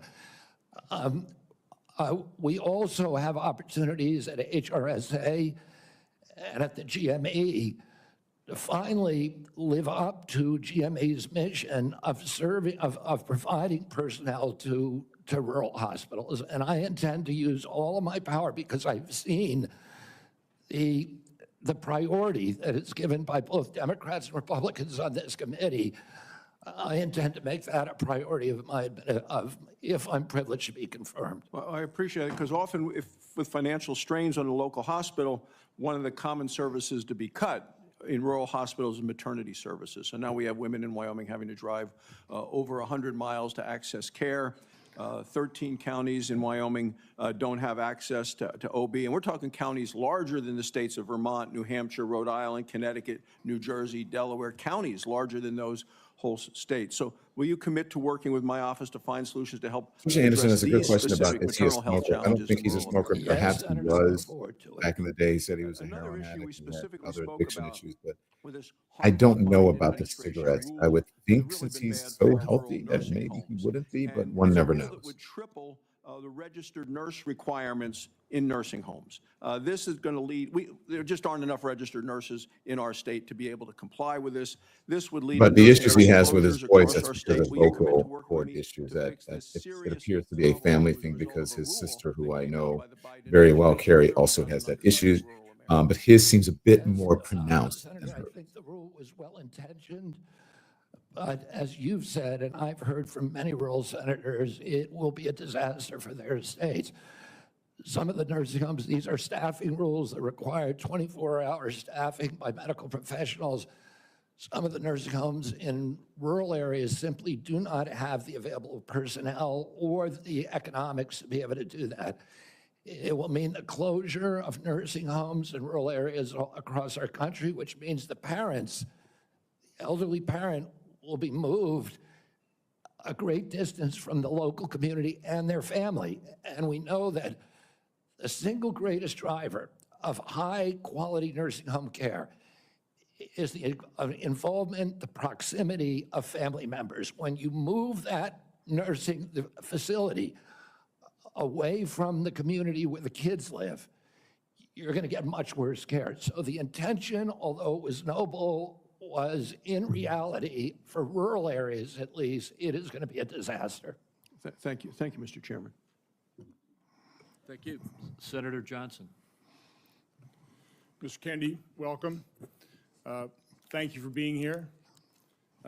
Thank you for your decades-long advocacy for a clean environment, for children's health. I can't say as I'm surprised by the hostility on the other side. I'm highly disappointed in it. I don't know if you remember when you called me up and you were contemplating setting your political differences aside, joining forces with President Trump on an area of agreement, addressing chronic illness, trying to find the root cause of all these problems facing this nation. My first response was, Bobby, this is an answer to my prayers. We need to get to the answers of this, but even more, we need to heal and unify this divided nation. I'm not necessarily the most optimistic guy because we've got enormous challenges facing this nation, but I thought, wow, here's somebody from the left, somebody I don't agree with on many issues politically, coming together with President Trump and focusing on an area of agreement, something that the American people desperately want. Finding out the answers. What has caused autism? Robert Kennedy is on the left now? Chronic illness. Really? Ms. Kennedy, I know. Senator Johnson? I think I've come to know what's in your heart. I think I know the personal and political price you've paid for this decision. Oh my God, break out the violin. I want to say publicly, I thank you for that. I truly appreciate what you're doing here. Can't we come together as a nation and do this? Can we do? Aren't you getting tired of this? I'm getting tired of this. So again, Mr. Kennedy, sorry, I need to enter in the record. These are just 11 letters of support signed by 63,000 people, thousands of doctors. From the American Association of American Physicians and Surgeons, Independent Medical Alliance, the North Carolina Physicians and Freedom Group, Governor Jeff Landry from Louisiana. These are Americans, nonpartisan. A lot of these people I know because I've advocated with you. Dude, Jeff Landry is not nonpartisan, bro. Come on, are you kidding me? In Louisiana, I'm from there. Mr. Kennedy, as long as I have you here. Did you watch him 70 oversight letters to during federal the health agencies under the Biden attack in New Orleans? Come on I've now. virtually gotten squat out of them, okay? What I get is we get, for example, 50 pages of Anthony Fauci's emails redacted. Oh, by the way, the latest one was 17 pages. Instead of issuing a health alert on the myocarditis they knew was impacting young men early in 2021, instead of issuing an alert on the Health Alert Network. Here we go with that false thing about the myocarditis. 17 pages of talking Do your points. research. I was wondering how long it would take for Dr. Fauci to come up. This was given to the public under Okay, a FOIA guys. request. They had to go to court. They've Look got a up, new way of please, in the redacting. comment. They don't You black guys things fact out. check They him, just and I'm give you gonna do white it as well. pages. You On don't even know what they myocarditis. have redacted. So again, I've issued a subpoena now to cover the information I've requested in 70 oversight letters. My question to you is, as Secretary of HHS, will you honor these requests from Congress, and will you make HHS transparent? Yeah, my approach to HHS, as I said before, Senator, is radical transparency. Democrats and Republicans ought to be able to come in and get information that was generated at taxpayer expense, that is owned by the American taxpayer. They shouldn't get redacted documents. Public health agencies should be transparent. And if we want We love facts Americans here. I have to put restore trust in the fact public check health in the agencies, comments on we need myocarditis. transparency. I want to say something about what you first said. When I launched my campaign, it was about uniting Americans, Democrats and Republicans. There's no issue that should unite us more than this chronic health epidemic. There's no such thing as Republican children or Democratic children. These are our kids. 66% of them are damaged. I know what a healthy kid looks like because I had so many of them in my family. I didn't know anybody with a food allergy growing up, peanut allergy. Why do 5 of my kids have allergies? Why are we seeing these explosions in diabetes, rheumatoid arthritis, neurological diseases, depression? Fact check on all these myocarditis things that are pinned at related the to top of the toxins in comments if you would like to environment. read it. Why can't we just agree with each other to put differences about so many issues, intractable issues aside, and say, we're going to end this? I don't think anybody is going to be able to do this like I have because of my peculiar experience, because I've litigated against these agencies. When you litigate against them, you get a PhD in corporate capture and how to unravel it. I've written 6 books about these agencies. I know a lot about them and I know how to fix it. And there's nobody who will fix it the way that I do because I'm not scared of vested interests. I don't care. I'm not here because I want a position or a job. I have a very good life and a happy family. This is something I don't need. I want to do this because we're going to fix it. And the other thing is we are attracting now a caliber of people to HHS like never before in history. And they're entrepreneurs, they're disruptors, they're innovators of immense talent that are walking away, many of them from growing concerns. They're not coming there for position. They're coming there because they want to save our country. And they're from across the political spectrum. And all these Democrats are opposed to me for partisan issues. They used to be my friends, agreed with me on all the environmental issues that I've been working on for my whole career. Now they're against me because anything that President Trump does, any decision he makes, has to be lampooned, derided, discredited, marginalized, vilified. We need to move on. Senator Warren. Thank you, Mr. Chairman. So, Mr. Kennedy, I want to start with something that I think you and I agree on, and that is that Big Pharma has too much power in Washington.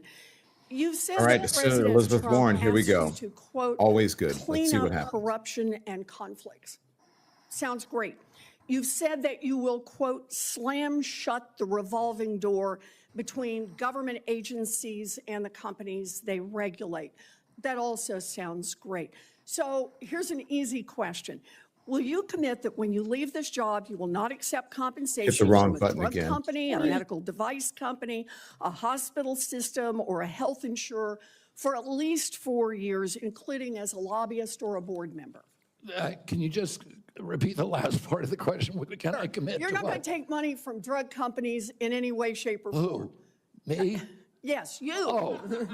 Yeah, I'm You're the happy one- to commit to that. Okay, good. That's what I figured. I said it's an easy question to start with. And I think you're right on this I don't question. think any of them want to give me money, by the way. Let's keep going. You're right because to say yes, because every American has the right to know that every decision you make as our #1 health officer is to help them and not to make money for yourself in the future. So I want to talk more about money. I'm looking at your paperwork right now. In the past 2 years, you've raked in $2.5 million from a law firm called Wisner Baum. You go online, you do commercials to encourage people to sign up with Wisner Baum to join lawsuits against vaccine makers. And for everyone who signs up, you personally get paid. And if they win their case, you get 10% of what they win. So if you bring in somebody who gets $10 million, you walk away with $1 million. Now, you just said that you want the American people to know you can't be bought. Your decisions won't depend on how much money you could make in the future. You won't go to work for a drug company after you leave HHS. But you and I both know there's another way to make money. So, Mr. Kennedy, will you also agree that you won't take any compensation from any lawsuits against drug companies while you are secretary and for 4 years afterwards? Well, I'll certainly commit to that while I'm secretary. But I do want to clarify something because you're making me sound like a shill. I put together that case. I did the Science Day presentation to the judge on that case to get it into court, the Daubert hearing. Mr. Kennedy, it's just a really simple question. Yeah, You've taken in $2.5 million I want to know if you will commit right now that not only will you not go to work for drug companies, you won't go to work suing the drug companies and taking your rake out of that while you're secretary and for 4 years after. It's just. I'll commit to not taking any fees from drug companies while I'm secretary. No. I'm asking about fees from suing drug companies. Will you agree not to do that? You're asking me to not sue drug companies, No, and I'm not going to agree to that, drug Senator. companies as much as you want. I'm not going to agree to not sue drug companies or anybody. So let's do a quick count here of how, as Secretary of HHS, if you get confirmed, you could influence every one of those lawsuits. Well, let me start the list. You could publish your anti-vaccine conspiracies, but this time on U.S. government letterhead, something a jury might be impressed by.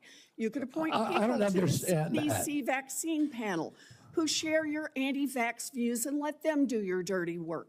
You could tell the CDC vaccine panel to remove a particular vaccine from the vaccine schedule. You could remove vaccines from special compensation programs, which would open up manufacturers to mass torts. You could make more injuries eligible for compensation even if there is no causal evidence. You could change vaccine court processes to make it easier to bring junk lawsuits. You could turn over FDA data to your friends at the law firm, and they could use it however it benefited them. You could change vaccine labeling. You could change vaccine information rules. You could change which claims are compensated in the vaccine injury compensation program. There's a lot of ways that you can influence those future lawsuits and pending lawsuits while you are Secretary of HHS, and I'm asking you to commit right now that you will not take a financial stake in every one of those lawsuits so that what you do as Secretary will also benefit you financially down the line. I'll comply with all the ethical guidelines. That's not the question. You and I, you have said You're asking me, Senator, you're asking me not to sue vaccine pharmaceutical companies. Yeah, you are. That's exactly what you're doing. Look, no one should be fooled here. As Secretary of HHS, Robert Kennedy will have the power to undercut vaccines and vaccine manufacturing across our country. And for all of his talk about follow the science and his promise that he won't interfere with those of us who want to vaccinate his kids, the bottom line is the same. Kennedy can kill off access to vaccines and make millions of dollars while he does it. Kids might die, but Robert Kennedy can keep cashing in. Senator, I support vaccines. I support the childhood schedule. I will do that. The only thing I want is good science, and that's it. How about then say you won't make money off what you do as Secretary of HHS? Before we go to Senator Tillis, I think it would be important for me to make it very clear that Mr. Kennedy has gone through the same Office of Government Ethics process as every single other nominee in the Finance Committee this year and in previous administrations. In addition to listing his assets, including the items that you've identified, he has signed an ethics letter that has been reviewed by the Office of Government Ethics concerning any possible conflict in light of its functions and the nominee's proposed duties. And we have a letter from the Office of Government Ethics that he hasn't complied completely with all applicable laws and regulations governing conflicts of interest. Mr. Chairman, point of information here. Have we had a single nominee come through who's made $2.5 million off suing one of the entities that it would be regulating and plans to keep getting a taste of every lawsuit in the future? Don't come for her. Have we had that before? I haven't reviewed the past documentation of every other nominee's financial interests, and so no. But I know that every single time we get a nominee, their financial interests are attacked. That's why we have the Office of Government Ethics. That's why they've reviewed everything that's in his record, and that's why he has even, I think, and I don't know that I want to ask him to get into it, but he has listed his assets and has gone through a discussion of the responsibilities under our ethics laws and has complied with all of those requirements. Senator Tillis. Thank you, Mr. Chairman. Mr. Kennedy, how's your morning going? So far, so good. Good. You came prepared. I'm glad that you did. I believe, addressed to my satisfaction a question about Title X and the president's priority with respect to Planned Parenthood. Can you just affirm that you are 100% behind the president's policy on Title X and the implementation? I'm 100% behind it, Senator. Thank you. You know, it's amazing to me that people, well, first off, you need to understand I was in a judiciary hearing this morning. It's very clear to me that some of these nominations are going to be shirts and skins. So no matter what you answer in the affirmative, they're going to ask you one more question so that you won't be able to answer in the affirmative. That's just the way the game gets played when we have nominees like yourself. So I think you're handling yourself well. I got a real quick question for you. Are you a conspiracy theorist? That is a pejorative, Senator, that's applied to me, mainly to keep me from asking difficult questions. Do you think he's a conspiracy theorist? I was told that I was a conspiracy theorist. That label was applied to me because I said that the vaccines, the COVID vaccine, didn't prevent transmission and it wouldn't prevent infection, when the government was telling people, Americans, that it would. I was saying that because I was looking at the monkey studies in May of 2020. I was called a conspiracy. Now everybody admits it. I was called a conspiracy theorist because I said red dye caused cancer. And now FDA has acknowledged that and banned it. I was called a conspiracy theorist because I said fluoride lowered IQ. Last week, JAMA published a meta-review of 87 studies saying that there's a direct inverse correlation between IQ loss. All right, so I'm going to assume I could go on for about a week. Is there any one of them that you can say, you got me? That really was a conspiracy theory, or are you in a position to submit for the record? I think it'd just be helpful for every one of these narratives for you to submit that maybe for the record. You said something about SNAP lunch. I was in the State House in North Carolina before I came here, and anytime I'd go visit an elementary school, the first thing I would do is go to the trash cans in the cafeteria. And what we have now are kids that are not eating the food because the dictates of the federal government have made it something that they don't want. But they say, well, it's a healthy alternative. It has processed materials in it, and it's not particularly attractive to them. So they throw it away. Trash cans full of food that these kids didn't eat. So then what do? They go eat snacks, or they go eat or they drink a sugared drink. The SNAP program, everything you've said about the SNAP program, I agree with. I think that we should be very, very strict about that, and it's going to make some people uncomfortable in the food manufacturing segment, produce healthy foods that we can put in the SNAP program. That's the way to address it. But we also need to look at the school health program. I was PTA president 21, 22 years ago at my daughter's high school, and I feel like we've got these kids that need help. We've got to guide them through a process. Many of them are probably on Medicaid, and Medicaid's failing them. Everybody here says Medicaid is sacrosanct. Nobody's admitted that Medicaid is not producing positive health outcomes. Is that your problem in Medicaid right now, the program or the outcomes? It's the outcomes. We're spending $900 billion, and our people are getting sicker every single year. Yeah, so anybody and President who's Trump wants people to have it, Americans to have high quality insurance. Anybody who's building a case for the status quo of Medicaid is by extension saying that they're happy with the outcomes. I think it's unacceptable. I do have a question for you on Project Warp Speed. We supported the CARES Act. We had 97 people in the U.S. Senate vote for it. Everybody here. There was only one member of Congress that voted against it, I believe. And Project Warp Speed had CDC, FDA, NIH, and BARDA very much in the mix. Now, some people think that you're going to come in here and insert yourself into those agencies in a way that's never been done before. Let's say that they're a part of a future Project Warp Speed. Is it your intent to go in and do something that's never been done before based on my staff's research and insert yourself in a discussion that the scientists are dealing with in those different agencies? No, Senator, what I want to do is I'm going to go away for a bit, guys. I want to empower scientists. I want to make sure that science is unobstructed by vested or economic interests. That's good. Or by bad culture. And I'll just say about Operation Warp Speed, it was an extraordinary accomplishment, demonstration of leadership by President Trump. When he promoted Operation Warp Speed, he was looking at all of the different remedies, including vaccines. Therapeutics, everything. Therapeutic, ivermectin, hydroxychloroquine, famotidine, even chlorine dioxide. And he was not looking at shutting down our country for the year, forcing people to wear masks for a year, forcing all social distancing that did not have any scientific basis, which Dr. Fauci has now acknowledged. He said, we took it out of thin air. But all of those changed during the Biden administration.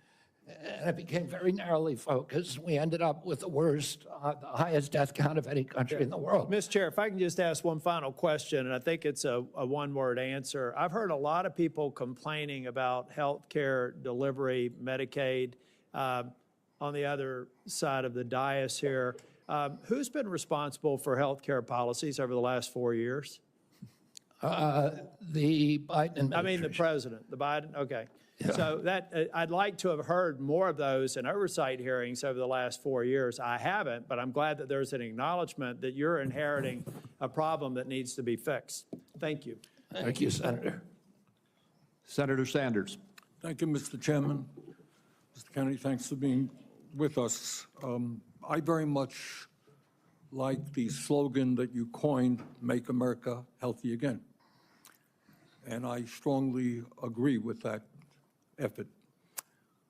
Despite spending, as you indicated, 2 or 3 times as much per capita on healthcare as other nations, we have 85 million people who are uninsured, underinsured. We have all kinds of chronic illnesses. Our life expectancy is lower than other countries. And for working class people in this country, they are living 6, 7 years shorter lives than the top 1%. We got a problem, okay? And I'm going to suggest some ideas that I think can remedy that.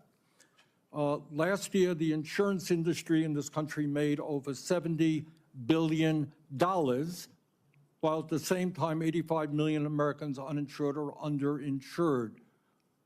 Do you agree with me that the United States should join every other major country on earth and guarantee health care to all people as a human right? Yes? No?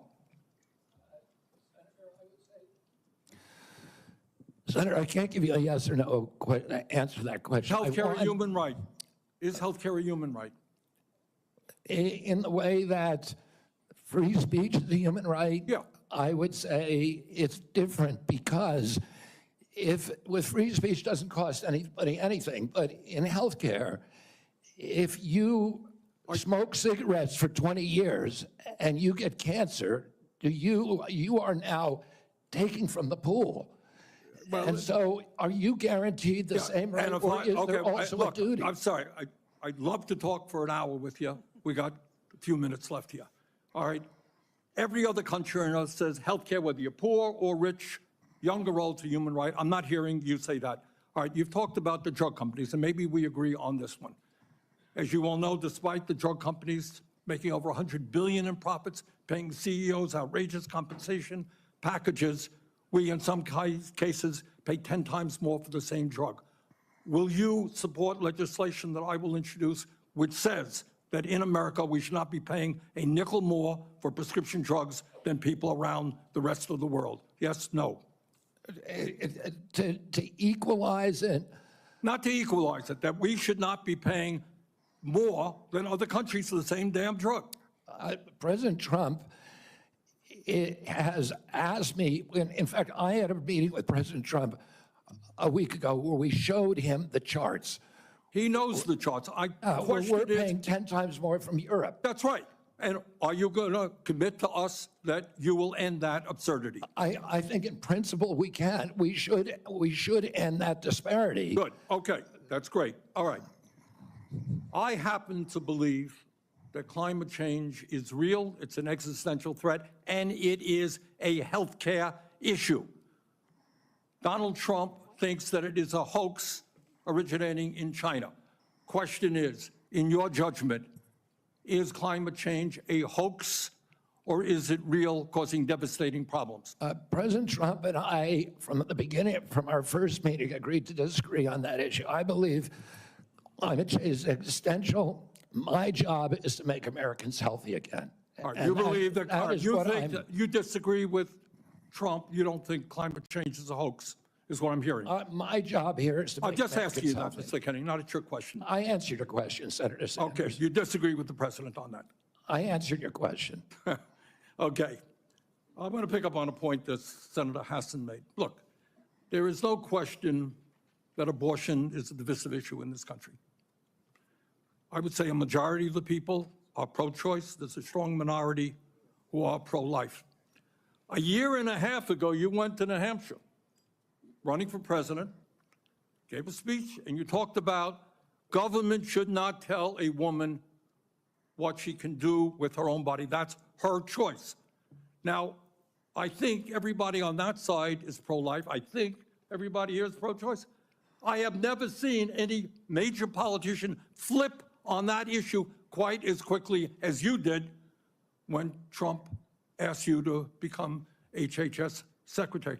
Tell me why you think people should have confidence in your consistency and in your word when you really made a major U-turn on an issue of that importance in such a short time.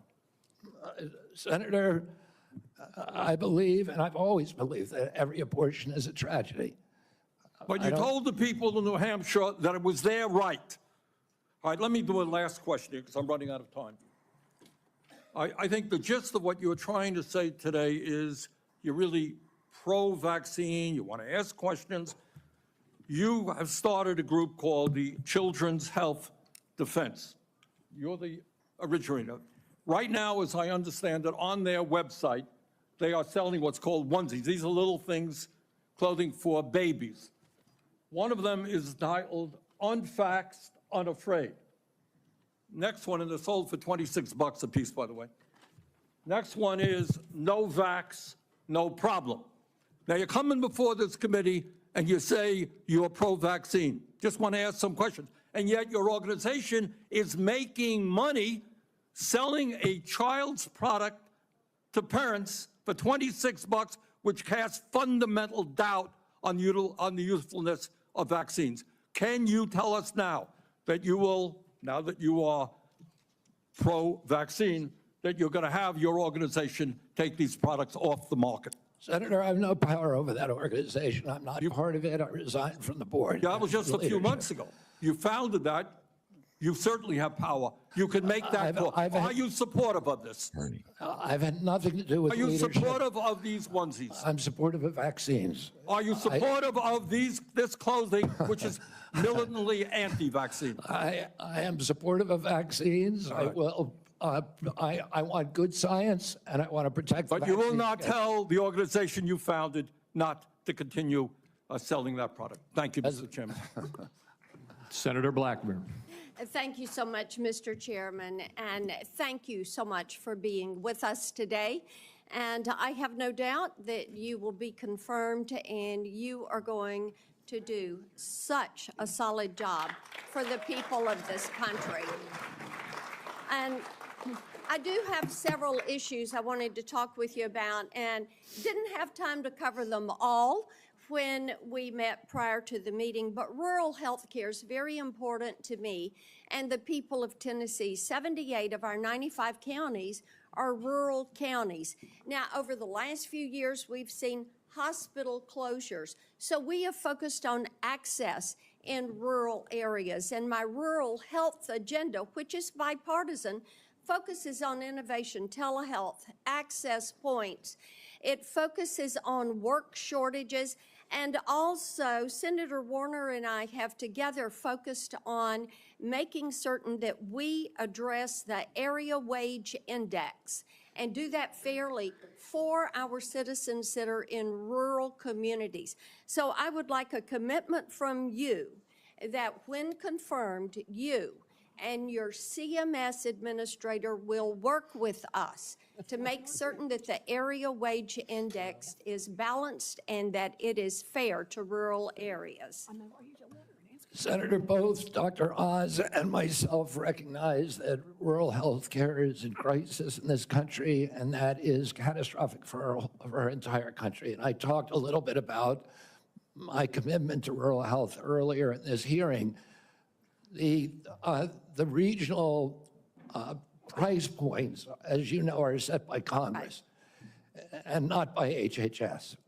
I will certainly, and I know Dr. Oz will certainly work with you to make them sensible. We look forward to that. Also, you and I, before you came forward as the secretary, the nominee, we had talked in years past about over-medicating youth and concerns over that. And I was looking at a report from TennCare, which is our Medicaid program in Tennessee.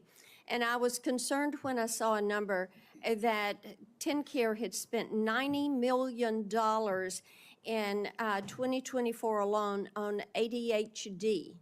This was 417,000 of our children.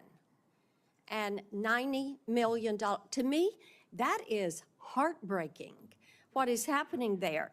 So how will you prioritize oversight of prescribing practices while promoting alternative solutions such as counseling, behavioral therapies, community-based interventions for our youth? Exactly, and that's the solution. 15% of American youth are now on Adderall or some other ADHD medication. Even higher percentages are on SSRIs and benzos. We are not just over-medicating our children, we're over-medicating our entire population. Half the pharmaceutical drugs on Earth are now sold here. 70% of the profits from pharmaceutical companies are from the United States, even though we only have 4.2% of the world's population. Not only that, but a recent study by Cochrane Collaboration founder Peter Ghosh found that pharmaceutical drugs are the third largest cause of death in our country after heart attacks and cancers. Oh, they're not making us healthier. We need community health initiatives. We need access to treatment. We need exercise. We need better food. Okay, let me talk to you about one of those access points in treatment. And this highlights a problem we have in the federal Medicaid law. Since Medicaid's enactment, states have been prohibited from using Medicaid funds for care provided by institutions for mental disease. We refer to them as IMDs. These are psychiatric hospitals, residential treatment facilities with more than 16 beds. This is a discriminatory exclusion, and it denies payment for medically necessary care based on the illness that is being treated, and it has perpetuated unequal coverage in mental health care. So if you're confirmed, when you're confirmed, will you commit to working with me on repealing this discriminatory exclusion and ensuring equal access to mental health care for Medicaid beneficiaries? Yes, Senator. Thank you so much. I've got a question on PBM reform, one on artificial intelligence in healthcare. In the interest of time, I will yield back. I look forward to seeing you help make us healthy again. Thank you, Senator.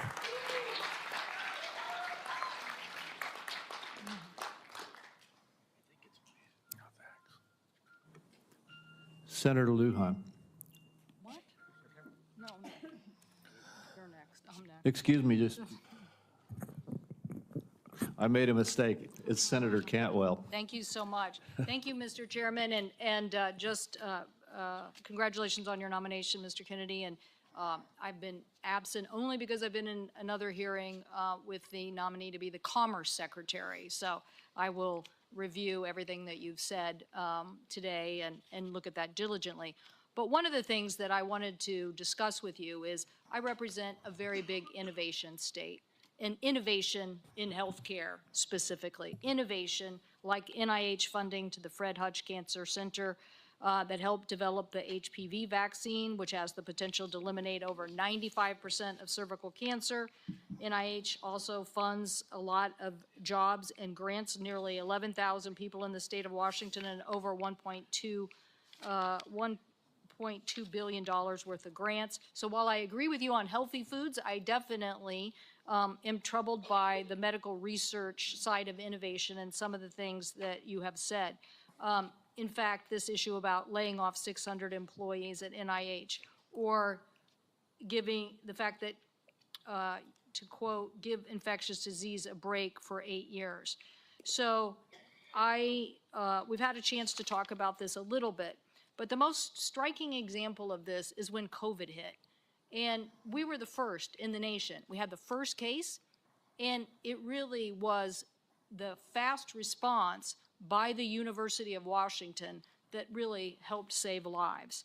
So I just want to know that, are you aware of how harmful these issues could be for public health? That public health in and of itself could be affected by these kind of anti-science views? Senator, I have always been a science person, a pro-science person. I believe in evidence-based medicine and gold standard science.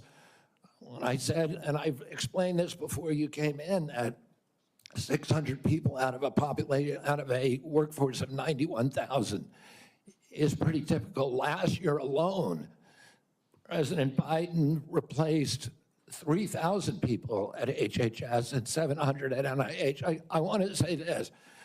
I said give infectious disease a break because that's been the principal preoccupation. Infectious disease, chronic disease is 92%, accounts for 92% of deaths in this country, and almost nothing is studied at NIH about the etiology of our chronic disease epidemic. But right now, money is going to infectious disease. But I get your point. It's an interesting point.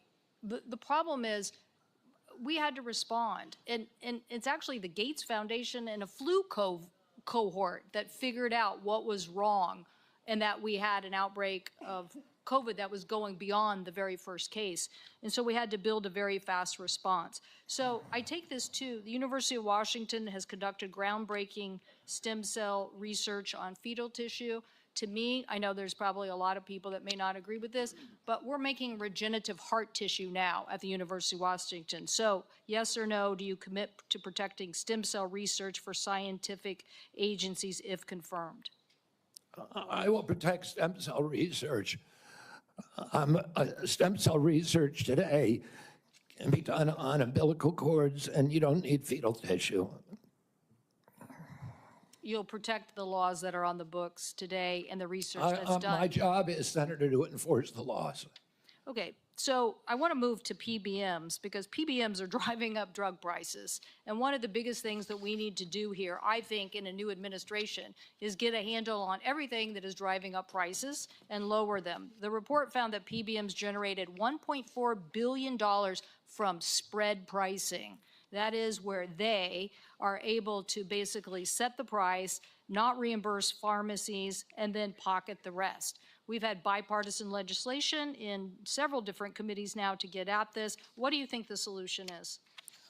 I think one of the really notable achievements of this panel was the PBM legislation that they put together in a bipartisan way.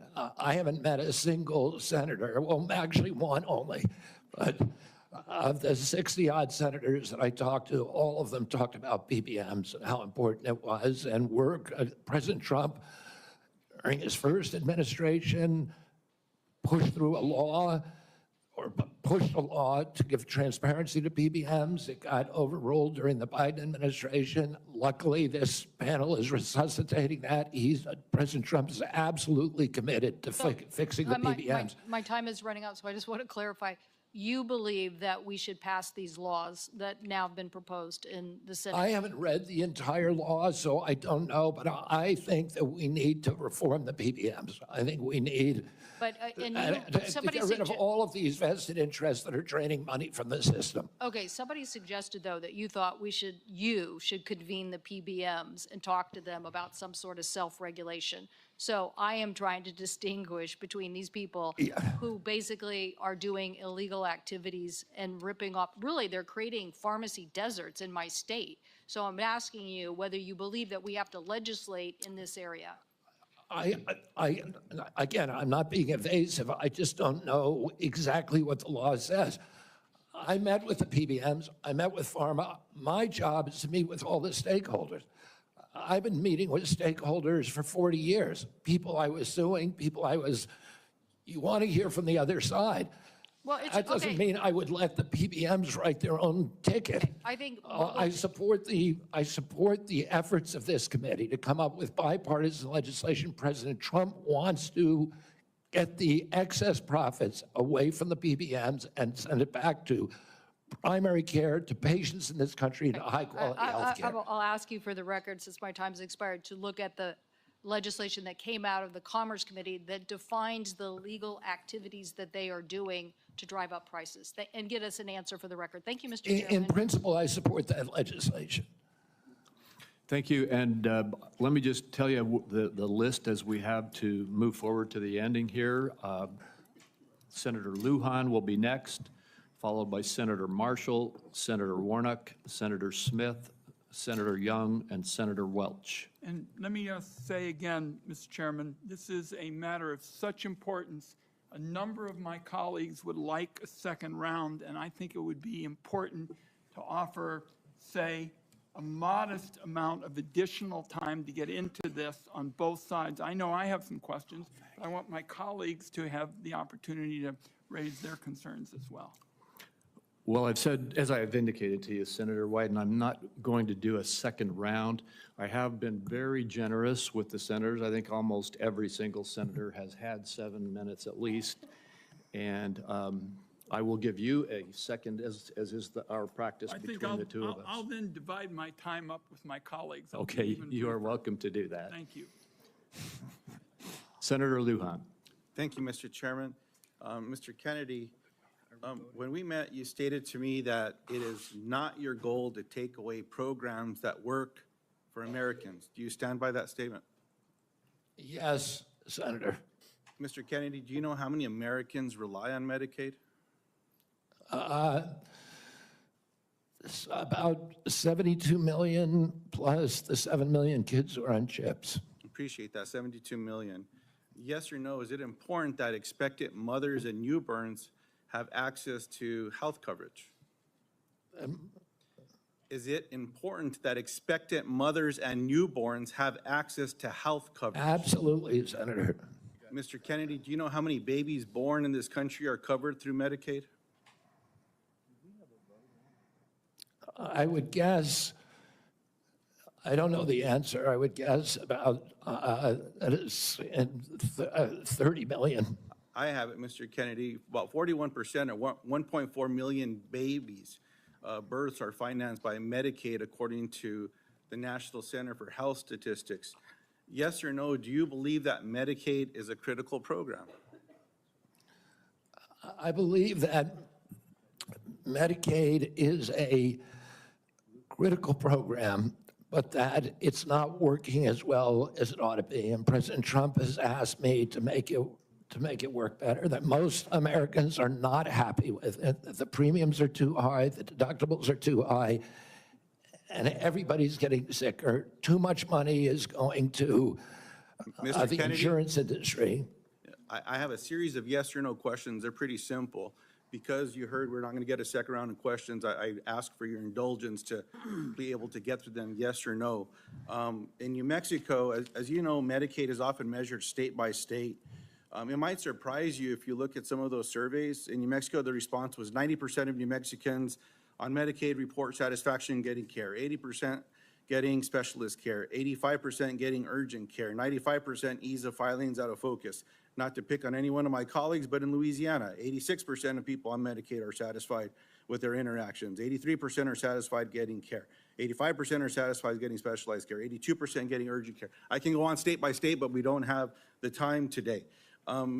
Yes or no, do you support cutting Medicaid or reducing, and especially in an area where you and I spoke about with the federal investment in Medicaid, which is known as FMAP.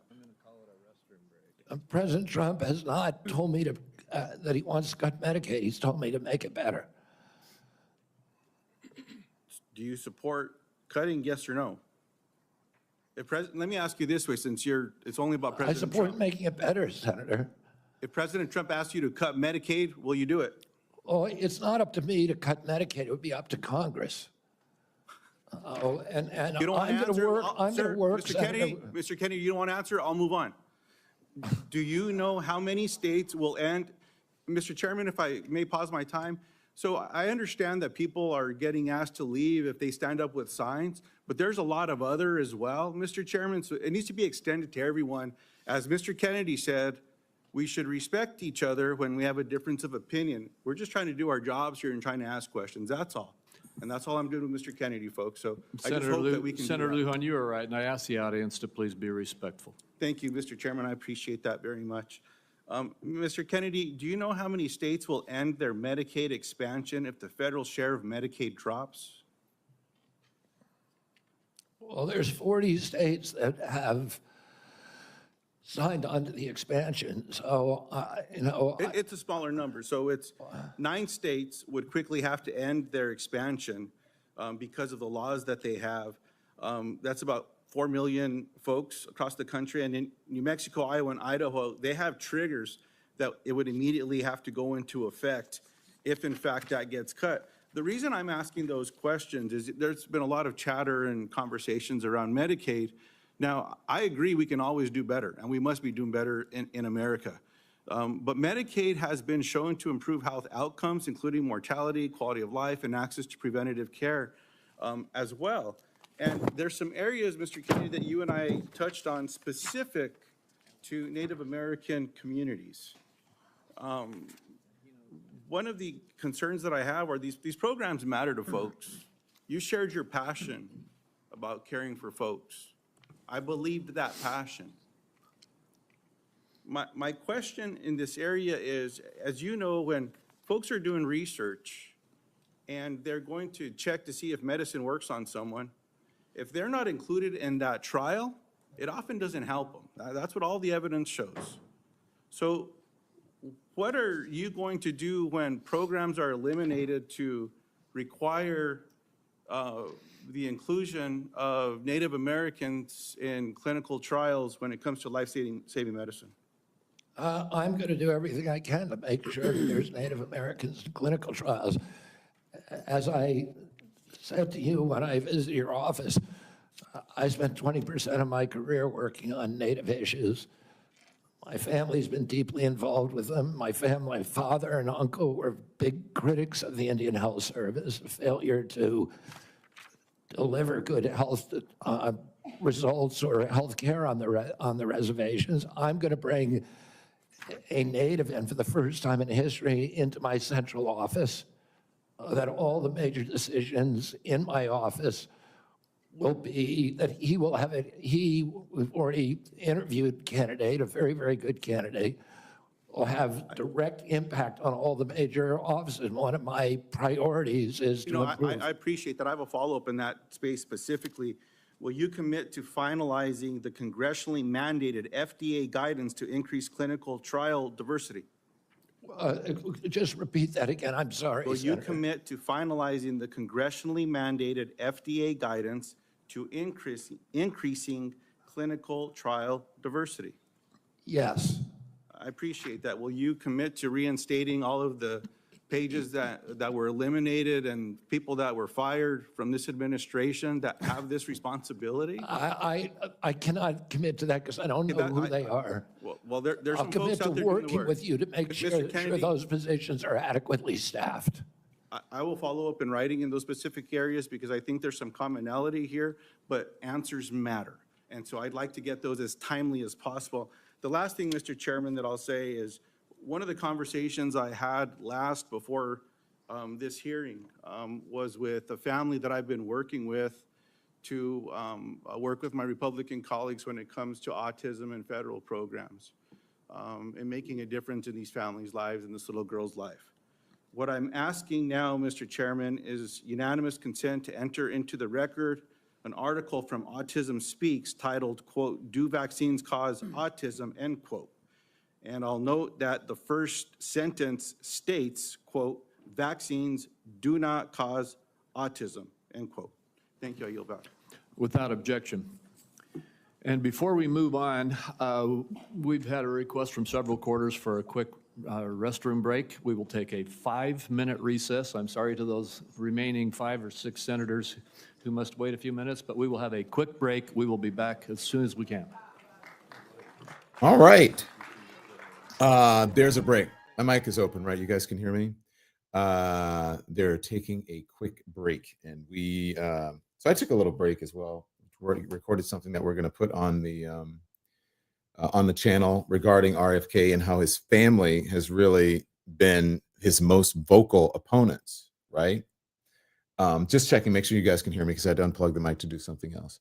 And so that's going to drop at what time? At 2 Eastern time, about how his family has been his most vocal opponents. And what I have been wondering is,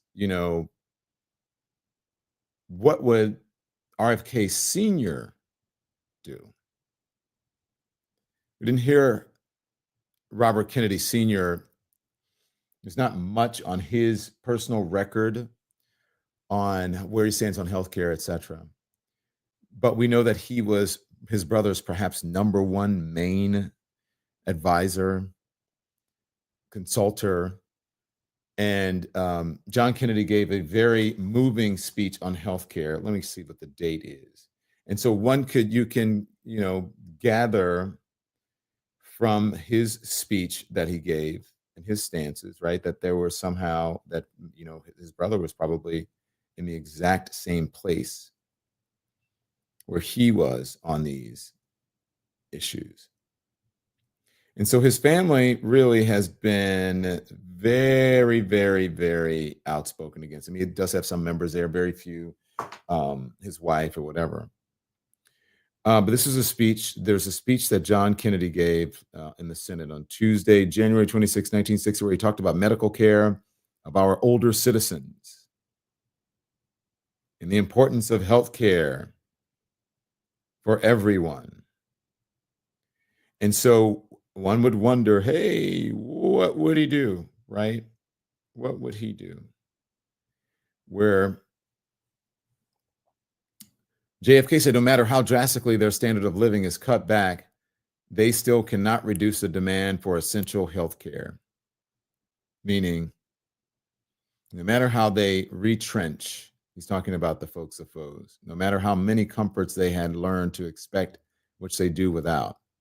He's talking about the American people and the hardships that some people face, and saying that this is a time of life, talking about seniors, when the need for healthcare rises sharply, right? So he is kind of talking about maybe perhaps a universal type of healthcare, but saying that we all deserve it. And he's talking about a bill that would help them meet their most serious health needs. Proposals to provide health benefits for our older citizens have been before us since 1942. We are particularly indebted to Representative Amy Furon that he talks about, who has long led the battle of such legislation in 1958. And again, last year, hearings were held in the other body upon the bill he introduced, talking about the Congress there. So he's a very adamant proponent of good health care. The procedure for seeking these benefits is patterned after the followed under the many voluntary health insurance plans now in effect. An eligible person would be admitted to the hospital or nursing home or receive home care or diagnostic benefits by direction of his physician. Payment would be made from the Social Security Trust Fund, and the program would be administered by the Department of Health, Education, and Welfare. In effect, every member of the Social Security system would receive paid up health insurance for life in return for a small increase in his contribution rates. Wow. Now, I would imagine that his brother advised him on this issue. His brother, which is Robert Kennedy Sr., would have advised him on this issue. Andy, can you check? Do we have other feeds that are of the floor and behind the scenes that we can look at instead of that thing. But let me know. But I would imagine his brother advised him on those issues, wouldn't you? Where he is talking about every single American deserves that, and to be part of a system that is cared for or handled by qualified health professionals. Now, I wonder what do you think his brother would do, right? Perhaps not perhaps, the most revered Kennedy here. The microphones are still open. It looks like they're coming back. Sounds like they're coming back, I should say, because we can't see. We know what his family said. Caroline Kennedy had said it all in her own words concerning RFK,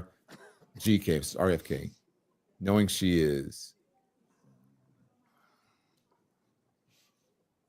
Knowing she is. I lost her comment. This committee will comments are going so continue fast. and come out of recess and go back into session.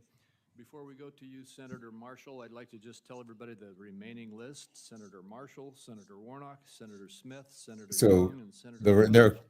And then I did indicate earlier that I would give another 5 minutes to Senator Wyden. Okay, not just about a handful or so of remaining senators, but it's going to take a while. But anyway, I think this is important for you to see. I normally wouldn't run something on the channel this long, but we have so many members. We have, pardon me, 442,000 subscribers, I should say, on the channel, and that's a lot of folks who would be interested in what's going on today, because it's very important. This is a person who's going to be in charge of the nation's healthcare. Health and Human Services is what it's called. So make sure you hit the thumbs up, make sure you subscribe, and make sure if you want to subscribe, the link is in the top of the chat, okay? So thank you all. Let's listen in. I'll be back periodically with some comment. His mic is low. The forest for the trees here. Vaccine is a critical issue. I understand that. I don't see how Mr. Kennedy's position could be any more clear that he's going to support the vaccines, he's going to support the science and empowerment to parents and their doctors to make these choices. 60% of Americans have a chronic disease, that there's an epidemic of chronic diseases across the country. And this Make America Healthy Again movement is palpable to me. It started on the campaign trail in 2020 when moms I'd never met, that never involved in the political process, came up to me and said, look, I want to make these choices about my children with my doctor, not the federal government. That it's a very real thing. Moms, dads, grandparents across the country grab me and say, look, why do 20% of our children now, why are they on a prescription drug? So, Mr. Kennedy, what is your prescription to help make America healthy again? What's your vision? What does that look like to you? Thank you, Senator Marshall. We're having epidemics of all these chronic illnesses, autoimmune diseases, neurological diseases, allergic diseases, obesity. When my uncle was president, 3% of Americans were obese. Today, 74% of Americans are obese or overweight. No other country has anything like this. In Japan, the obesity rate is still 3%. And epidemics are not caused by genes. Genes may provide the vulnerability, but you need an environmental toxin. Something is poisoning the American people. And we know that the primary culprits are changing food supply, the switch to highly chemical intensive processed foods. We have 10,000 ingredients in our country, in our foods. The Europeans have only 400. If you buy McDonald's French fries in our country, there's 11 ingredients, my understanding. In Europe, there's only 3.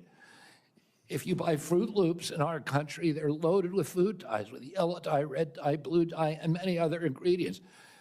The same company makes the same product with different ingredients for Canada and Europe. And at age, we don't have good science on all these things.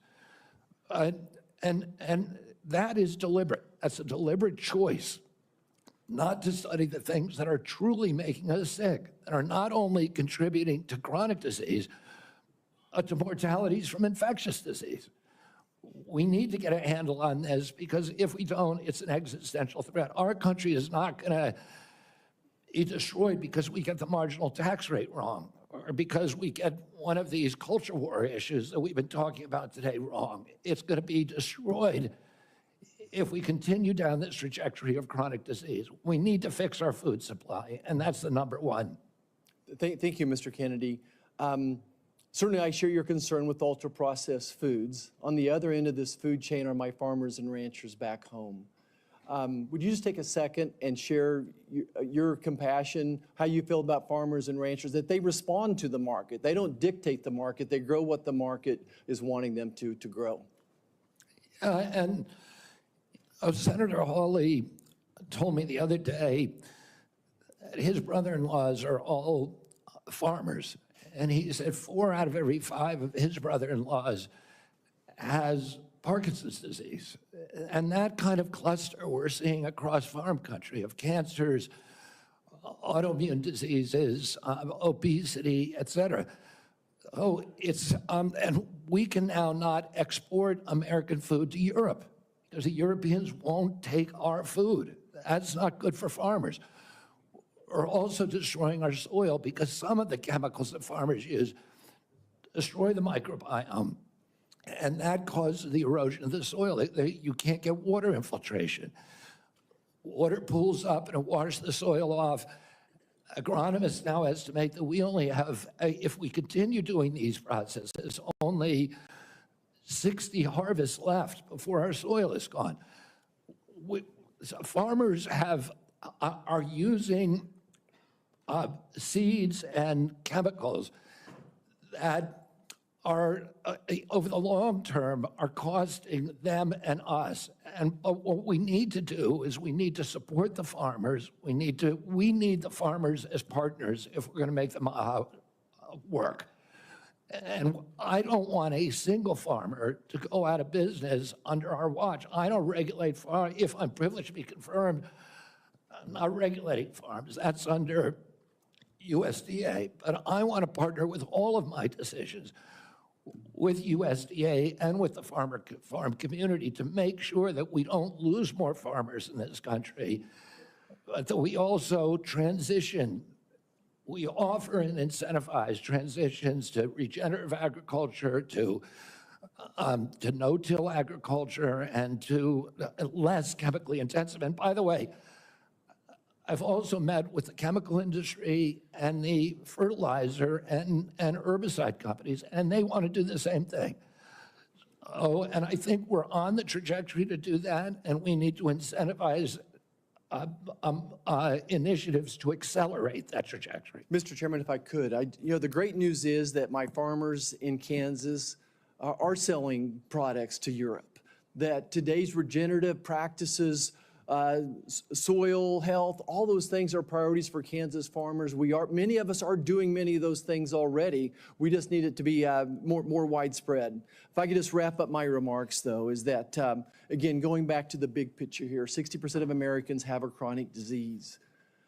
Mr. Kennedy, I believe for such a time as this that you're not just one of 300 million people. I think that you are the person to lead HHS to make America healthy again, that God has a divine purpose for you, and I look forward to your confirmation and working with you to make America healthy again. Thank you, Senator. Thank you.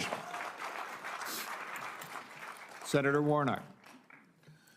Thank you so much, Chairman Crapo and Ranking Member Wyden. It's great to be here. Mr. Kennedy, welcome. Welcome to you and to your family. Thank you for meeting with me a few days ago. I'd like to follow up, if I might, with some of the issues that we discussed in my office. I want to talk to you first about the CDC, or the Centers for Disease Control and Prevention. I'm proud of the work that the CDC does, proud that it's located in Georgia with more than 10,000 employees in my state. If confirmed, you would be the cabinet secretary over the CDC, representing HHS. It's about 29% of the federal budget. CDC is a part of that. Do you agree that the CDC's work is critical to Georgia, critical for our country, and the health of the entire world? Yes, Senator. Senator Isaacson, my Republican predecessor, would have agreed with that. Bless his memory. He was a fierce advocate for the CDC, as am I. The CDC is an agency filled with hard-working, dedicated public health servants. They wake up every single day working to keep us safe. I think we don't think often enough about their work, because it's easy not to celebrate the folks who are protecting you from that which doesn't appear because of the work that they're doing. So grateful for the work that the CDC employees do. Some of them are members of my church. I saw that deep commitment firsthand when I visited the CDC just last summer. Mr. Kennedy, you have compared the CDC's work to Nazi death camps. You've compared it to sexual abusers in the Catholic Church. You've also said that many of them belong, this is a direct quote, many of them belong in jail. For me, those are disturbing characterizations of the CDC workers that I know who are trying to keep the American public safe every single day. And as you are presented as the nominee for this position, I need to know, do you stand by those statements that you made in the past, or do you retract those previous statements? Senator, I don't believe that I ever compared the CDC to Nazi death camps. I support the CDC. My job is not to dismantle or harm the CDC. My job is to empower the scientists, if I'm privileged to be confirmed. So you retract those statements? I'm not retracting it. I never said it. Well, actually, I have a transcript of me saying that it's a Nazi death camp. Yeah, let me read your words. It says that the institution CDC and the vaccine program, is your description of their work, is more important than the children that it's supposed to protect. And you know, it's the same reason we had a pedophile scandal in the Catholic Church.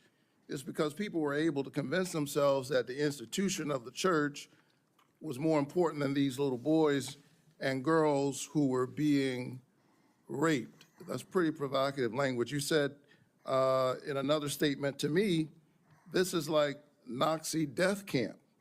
I mean, let me finish. I'm just reading your words. I mean, what happened to these kids?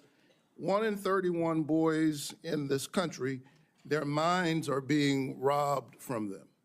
Yeah, I was not comparing the CDC to Nazi death camps. I was comparing the injury rate to our children to other atrocities. And I wouldn't compare, of course, the CDC to Nazi death camps to the extent that any statement that I made has been interpreted that way. Yeah, I don't agree with that.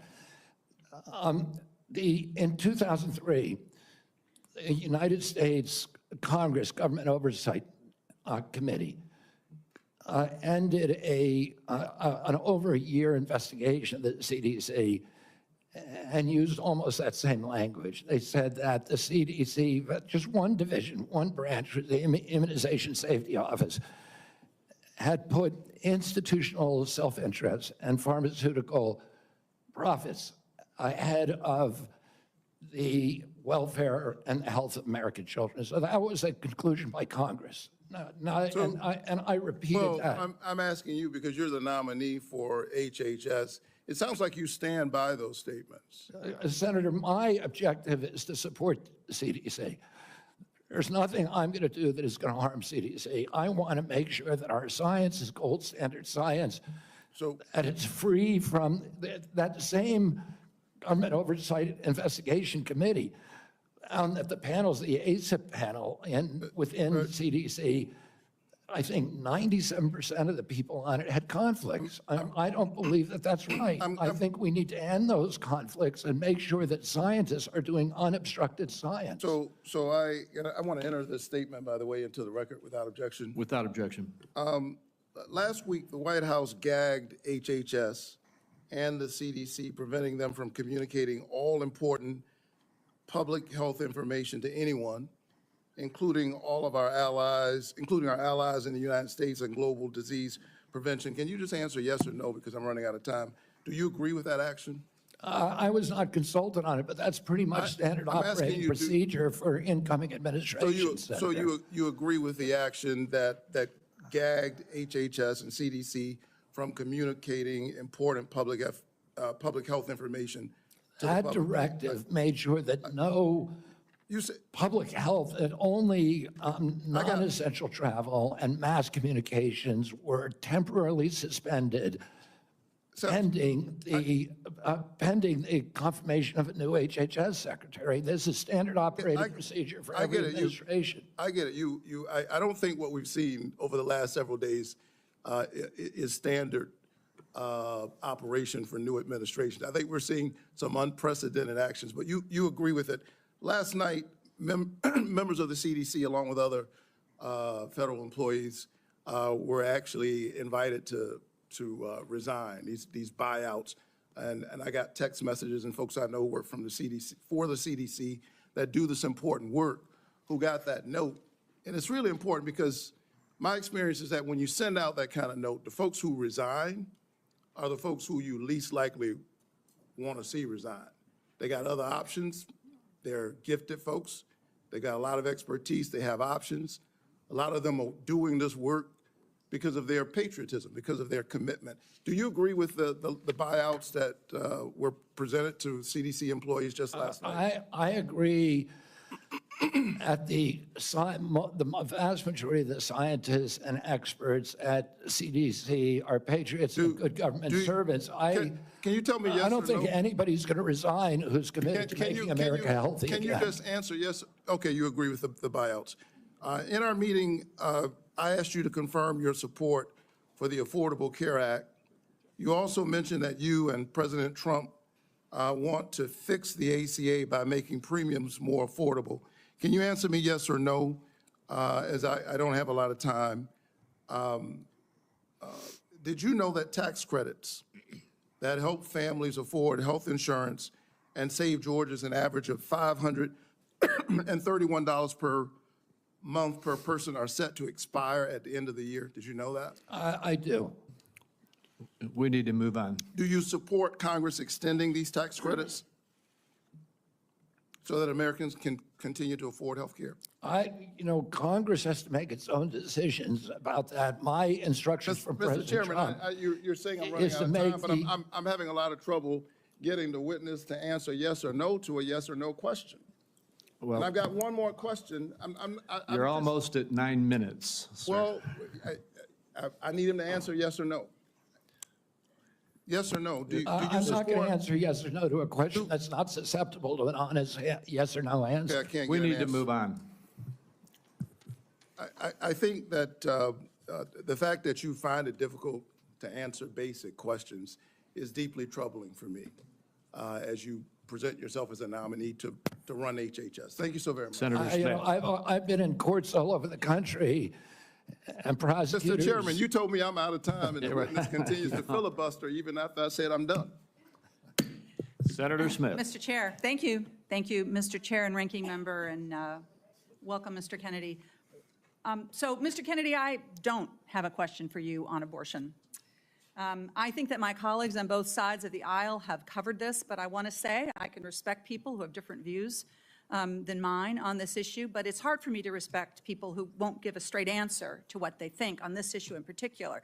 Mr. Chair, I just want to note that I understand that anti-choice advocates have said that in these hearings they were looking to hear Mr. Kennedy provide some reassurance that he is on their side, and I'm not hearing that. And I think most Americans are looking for some hint that the decisions that people make about abortion should be personal and private, and they should be free to make those decisions without government interference, and I'm not hearing that either. To make it worse, the answers that you have given tell me that the Trump administration is more than willing to restrict or even ban medication abortion without a single act of Congress, and even in states where abortion is legal. And what is clear to me is that you and President Trump are dangerous to women's access to mifepristone. So having said that, I want to move to a different topic. Mr. Kennedy, I appreciate Senator Cornyn's questions about mental and behavioral health, something that I care a lot about.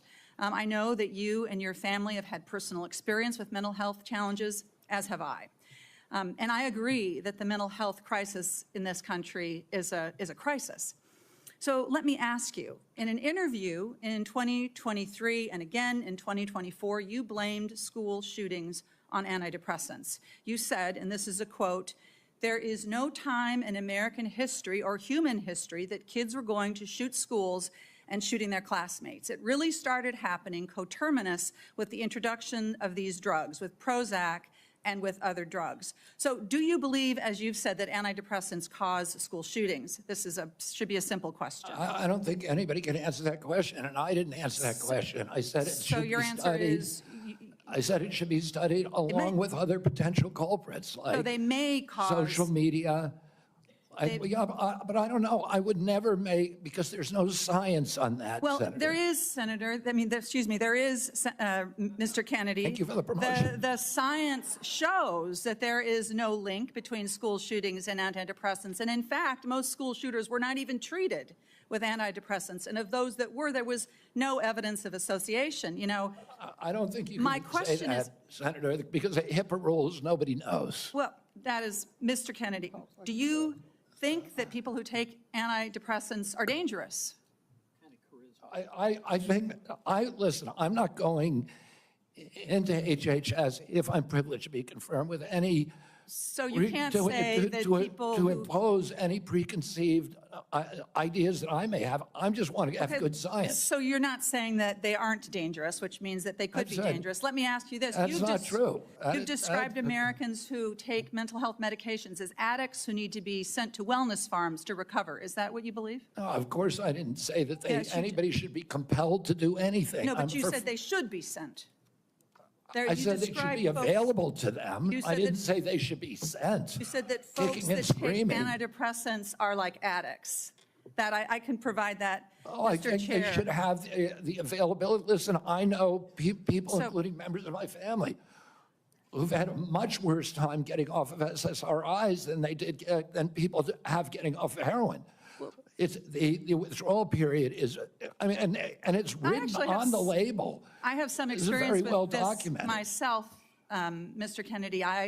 This is personal for me. When I was a young woman and I was struggling with depression, thankfully, I had the resources to help me get through it, including a new generation of SSRI uptake inhibitors, which helped to clear my mind, get me back on track to being a mom and a wife and a productive, happy person. And I'm really grateful for that therapy. So I have some experience with this, and I think that everyone should have access to that care. And your job as secretary is to expand access to care, not to spread lies and misinformation. And you know, the things that you say, Mr. Kennedy, they live on.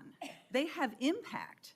And you know, we're having this conversation at the same moment that my Republican colleagues are looking to try to figure out how to save money any way they can. And so they want to cut Medicaid. Let's just think about this for a minute, because you're going to be, should you be confirmed, you would be responsible for CMS, which provides mental and behavioral health care to millions of Americans. Close to 40% of folks on Medicaid have a behavioral health condition. And you would be part of this administration that would be looking to cut Medicaid. So, Mr. Kennedy, these statements that you've made linking antidepressants to school shootings, they reinforce the stigma that people who experience mental health every day face every single day. And I'm very concerned that this is another example of your record of sharing false and misleading information that actually really hurts people. Senator, you're Thank you, Mr. mischaracterizing my statements. I am only putting into the record what you have said, Mr. Kennedy. You're mischaracterizing my statements, and I'm happy that you had a good experience on SSRIs. Many Americans have very good experience on it. Others have That not. would be an issue between them and their physicians, and not for And the future exactly. head of HHS to be just putting out misinformation Exactly. about the dangers of SSRIs and other antidepressant medication, spreading the stigma and the fear that we're actually trying to overcome. Do you think physicians, when they make that prescription, ought to have access to good science? Of course they do. And Right, I that's don't all think I that believe too. And you and I are in agreement, Senator. And to your point that you made when you made these statements, it was not based on good science. I don't know what it was based on. I was saying the science needed to be done. I was saying these are potential culprits. We're coterminous, and I named other things. I said video games. I said social media. I said SSRIs. SSRIs have a black box warning of suicidal, homicidal behavior. Mr. Chair, I will submit to the chair the information that I have about what Mr. Kennedy has said, linking antidepressants to school shootings. Thank you. Senator Young. Thank you, Mr. Chairman. Good to see you, Mr. Kennedy. To follow up on that. Why can't people just say, I said what I said and I stand by it, or I said what I said, but I was wrong? You know. You said one of your goals is to return public health agencies to the gold standard of scientific review. You've alluded to the gold standard a number of times today. So I'm going to give you an opportunity, uninterrupted, but hopefully not too extensive, to tell me and others what you mean by this gold standard. The gold standard means real scientific research with replication of studies, which very rarely happens now at NIH. We should be giving at least 20% of the NIH budgets to replication. We should make sure that all the science is published with the raw data. We should make sure that the peer reviews are also published. And I'll give you a quick example. 20 years ago, NIH scientists did a study on Alzheimer's, which they said it was caused by amyloid plaque. After that, NIH shut down studies of any other hypothesis. 20 years later, we now know that those studies were fraudulent.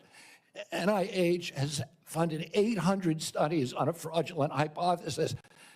And we've lost 20 years in figuring out a cure for Alzheimer's. And that's just one example. I could give you hundreds. We need to end that. We need to end the old boy system. We need to have replicatable science and be completely transparent about raw data. Thank you, sir. In recent years, particularly during the COVID pandemic, there's been a lot of skepticism about our public health institutions. Some of this, I would say, is warranted, but it's now created a pervasive lack of trust from the public that these institutions are acting in bad faith or failing to act in objective criteria, failing, in short, to act in the best interests of the public. If confirmed, Mr. Kennedy, how will you work to regain the public's trust? I suspect it'll take some time in these important public health institutions. Through radical transparency, I'm going to make the reason people don't trust the public health agencies is because they haven't been trustworthy. And you gave the example of COVID. At the beginning of COVID, everybody was rushing to get that vaccine. We had over a 90% vaccination uptake. Yes, sir. CDC's most recent recommendation is that Americans take the 8th booster. Only 23% of Americans are complying. That means 77% of Americans no longer trust CDC, and that is the problem. Yes, sir.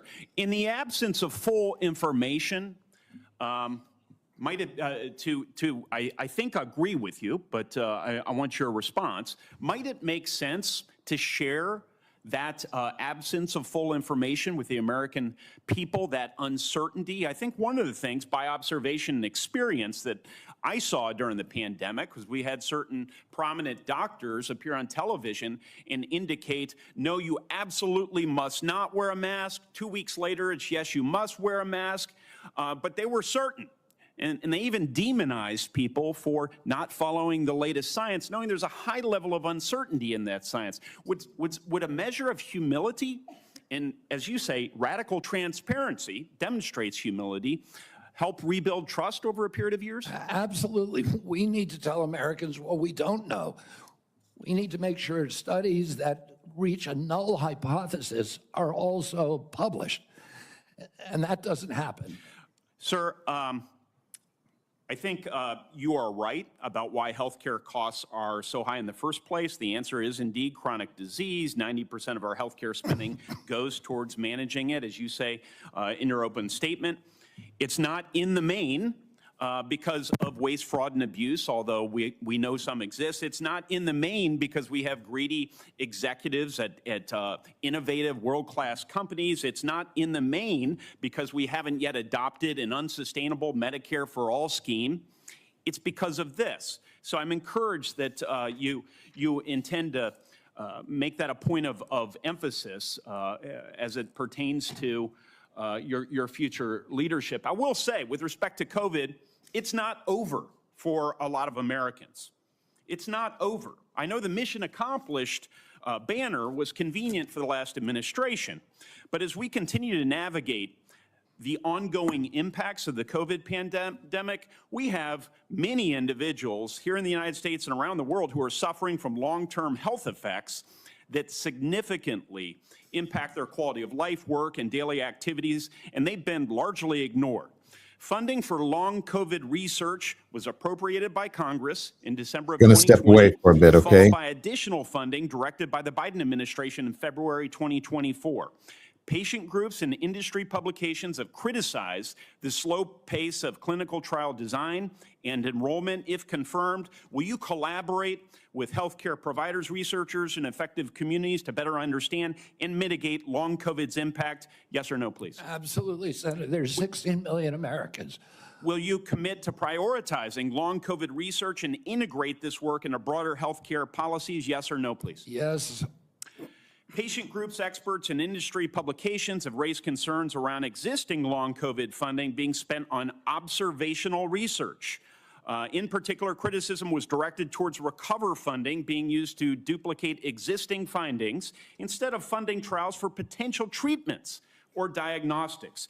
If confirmed, Mr. Kennedy, will you work with Congress so that going forward, long COVID funding will be directed primarily towards trial or novel research directions and not replicating existing observational research? Yes or no? Absolutely, Senator, with enthusiasm. Thank you so much. If confirmed, how will you create a balance between your personal priorities of chronic disease and healthy lifestyle and the ongoing critical work of the department in areas that are focused on incentivizing and advancing innovation in modern medicine and pharmaceutical discovery? I think innovation is going to be the key to public health. And we have a unique opportunity now in history because of AI, because of telemedicine, and because of the quality of people that are now coming to HHS to actually save public health. But it's all going to rely on innovation, and I don't want to do anything that inhibits or impairs the pace of innovation. That's encouraging. From approving AI algorithms to determining Medicare coverage, we certainly need more innovation, and we need good people in the department to assist with that effort. So I'll follow up with a question about how you're going to attract and retain good people. Thank you, Chairman. Sorry to shut you down a little faster than I did the others, Senator. We are up against a vote deadline here, and we have one more senator who gets his full time. I hope you'll keep it as close to 5 minutes as you can, Senator Welch. And then I've promised Senator Wyden, 5 more minutes? To be divided 1 minute with my colleagues getting 1 minute. And then if we can do that, we can get over to vote before they call the vote on the floor. Thank you very much. Thank you, Mr. Kennedy. And as you know, I'm have great reverence for your family from Massachusetts. When I got out of college, I was in the first class of Robert Kennedy Fellows, the memorial created by your family to honor the service of your father. I do community organizing in the west side of Chicago. And I certainly admire your energy in your effort here and desire to serve. You know, there's a couple of things that are really important here. This is not just about a debate on vaccines. It's a debate about the qualifications, experience, and priorities as to the person that will head Health and Human Services. And it's not just about what your answers are today or what the questions are. It obviously has a lot to do with your whole record and your whole history. You know, your sister in her letter, or pardon me, your cousin in her letter said, you've always been charismatic, able to attract others through the strength of your personality, willingness to take risk and break rules. That's, I guess, an attribute, but it can be a danger. The question I fundamentally have is whether your willingness to disrupt and maybe break rules is going to be dangerous and destructive. The character questions we didn't go into here, but there's some sketchy things you've acknowledged. Your history with heroin, you've gotten over that, but there's incidents that do, I think, concern the question of whether the stability is there to be in charge of this major organization. And that's compounded by my concern that you don't have any experience managing a large organization, that you don't have any experience in government. So those are things that have to be taken into account. But the issue for me is also priorities. A lot of your engagement in health has been on vaccines, big important issue. You actually disagreed, as I understand it, with President Trump about Operation Warp Speed. I think President Trump deserves a lot of credit for Operation Warp Speed. He knew we had to get a vaccine. And these other issues about a mask and whether you should wear it, whether when you got your groceries, the bag had to be left outside, remember that in the very beginning? Those are incidental to the core question that the president believed we had to have a vaccine. And you contested that. That worries me. That really deeply worries me. The other questions, Senator Cassidy asked you some questions about our healthcare system. I happen to believe that our healthcare system is profoundly broken. And it's not just about the chronic illnesses. That's about our diet, that's about our exercise. But we are getting premium increases in Vermont of 20% a year, 25% a year. And it's busting the bank for taxpayers. It's busting the bank for our wonderful Vermont employers who care about having health insurance that they can provide to their employees. Senator Cassidy asked you a couple of questions about how you would reform Medicaid, and I didn't hear an answer. You mentioned that you thought Medicare Advantage was good. You have a good plan. No focus on what an incredible ripoff was reported in the Wall Street Journal by United Healthcare, which was marketing Medicare Advantage and then paying doctors and nurses where they had assignments essentially to diagnose illnesses that didn't exist. So they made billions and billions of dollars. And I've seen nothing coming out of the Trump administration, and I've seen nothing coming out of your advocacy that is going after what is a rampant abuse by the insurance companies and overcharging people and not doing the job. And by the way, the United Healthcare people, when they did that, they overdiagnosed. When the person really got sick, they dumped them. They dumped them. Go to the nursing home on your own. That's a broken healthcare system. We spend the most and get the least. And I think there should be collective anger about this on both sides because all of our people are dependent on that healthcare system. And you're going to be working for a president who's on a lawless rampage right now, okay? He has done something reckless with the pardons to these cop beaters. I'm appalled by that. But that's just reckless. That's not illegal. He's impounded money. So right now, the Medicaid website went down. He's impounded money. So the community health centers that Senator Warner was talking about are up in the air as to what they can do. Do you believe that a president can impound money that has been appropriated by Congress? Senator, let me answer the question about Medicare first. I have never defended that program or the rapacious behavior by insurance companies or the PBMs. I understand that's a huge problem. And all right, I don't have time. We've got to get over to vote. So we can do this. But you've asked me 5 questions. You got to give me a chance to answer one of them.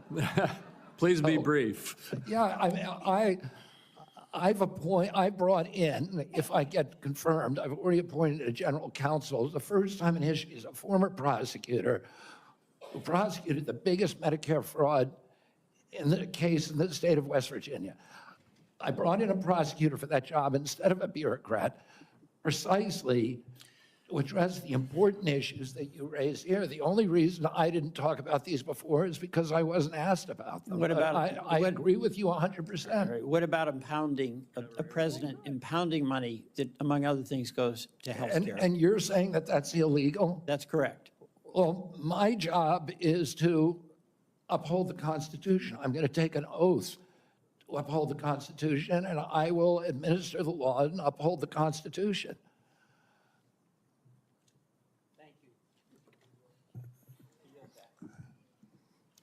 Mr. Chairman, I believe under what we've discussed, I control 5 minutes. I'm going to take one and give one to each of my 4 colleagues that remain.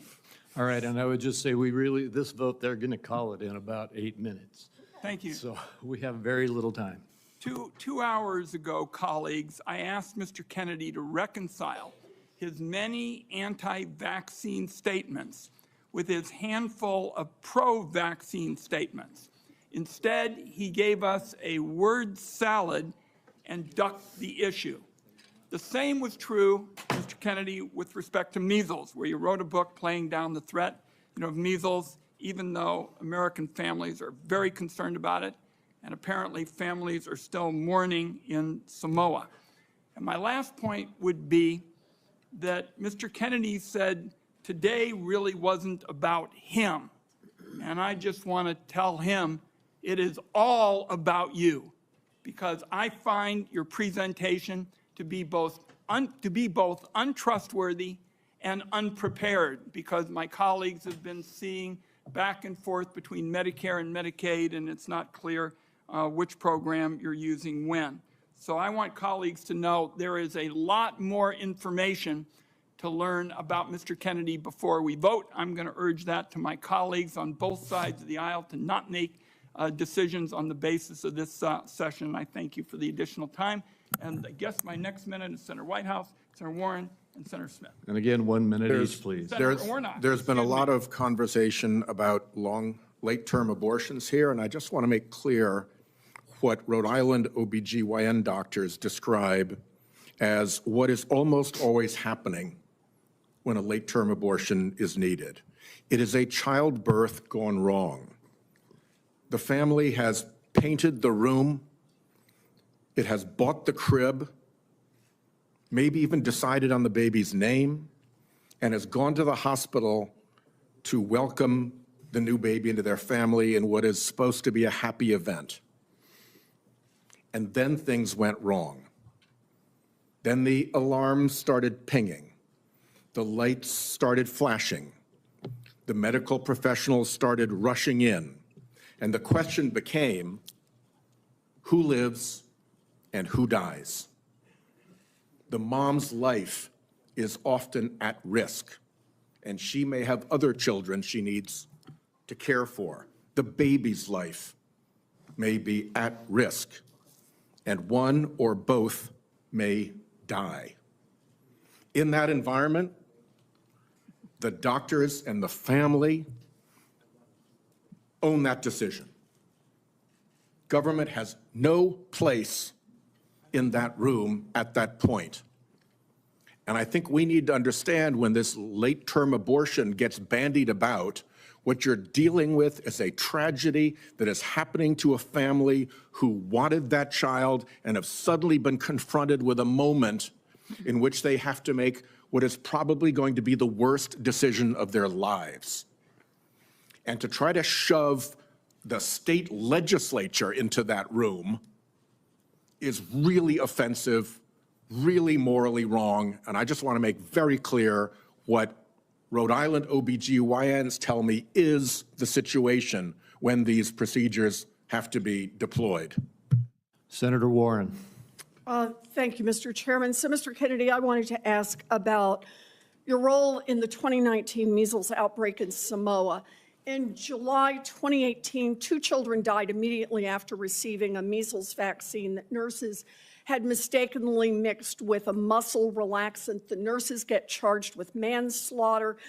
but vaccination rates go down. I asked you about this in my office. You told me flatly that your visit to Samoa had nothing to do with vaccinations. We now know that's not true. I have the documentation.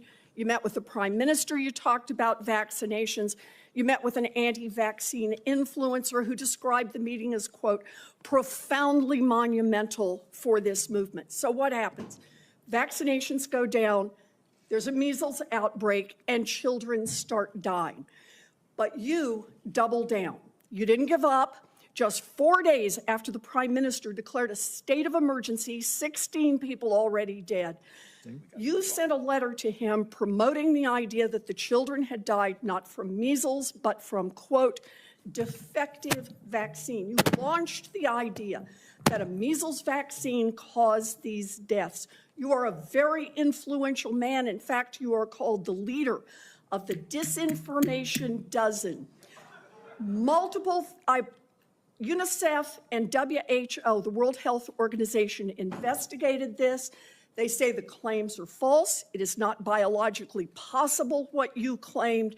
And yet, ultimately, more than 70 people died because they didn't get vaccines. So my question is, do you accept even a scintilla, just even a sliver of responsibility for the drop in vaccinations and the subsequent deaths of more than 70 people?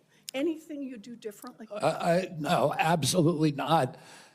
There were 2 incidents which children died. In 2015 and again in 2008. 2015, it was from the measles vaccine. That's what the New Zealand General Hospital found. The government of Samoa banned the measles vaccine after the 2018. I arrived in July of the next year after the ban had been in place for a year. Mr. And Chairman, the measles, understanding that you wanted to hold this to a minute and that I don't get to present all the facts and documentation I've got, how about if we just decide to make entries for the record on exactly what the record shows about Mr. Kennedy's participation?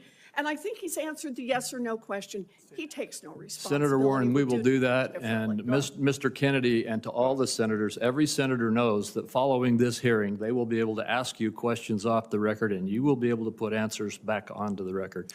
So please give that answer. I apologize that we're shutting you off for giving a full response right now.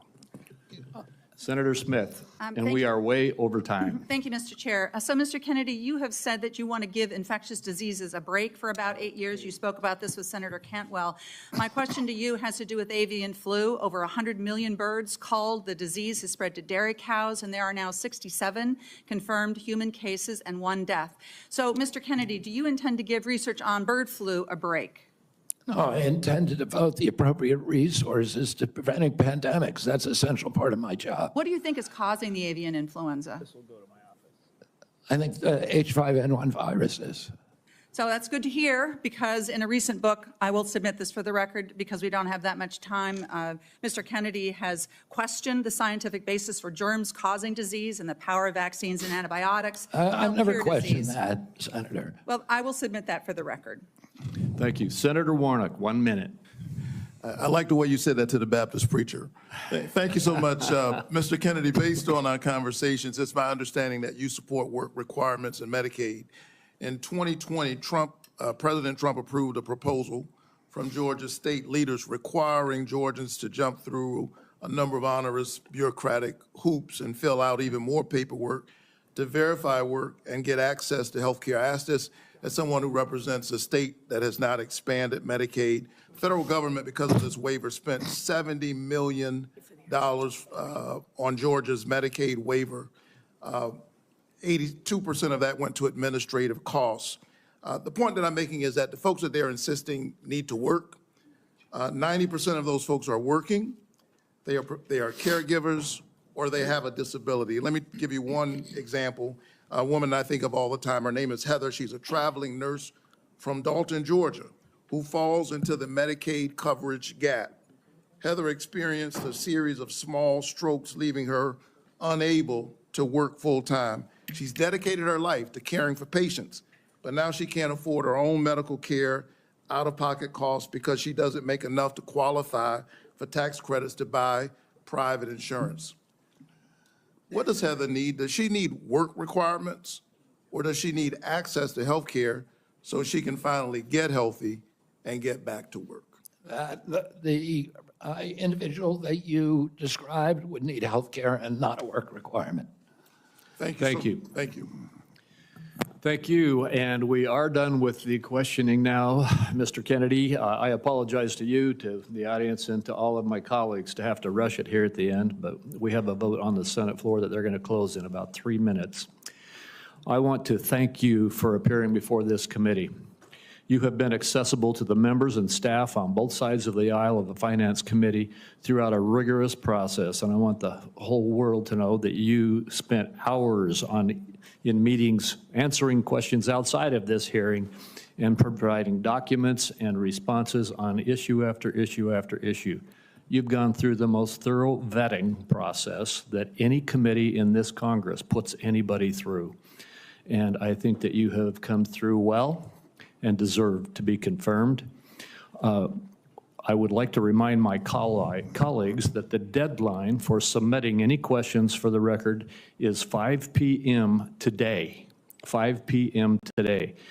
And Mr. Kennedy, we ask that you respond to those questions as quickly as you possibly can. With that, I'm going to leave you in this room and run over to vote. This hearing will be adjourned. I still encourage the audience to be polite and respectful no matter what side of the issues you may be on. And Mr. Kennedy, I look forward to working with you. Thank you, Mr. Chairman. We're adjourned.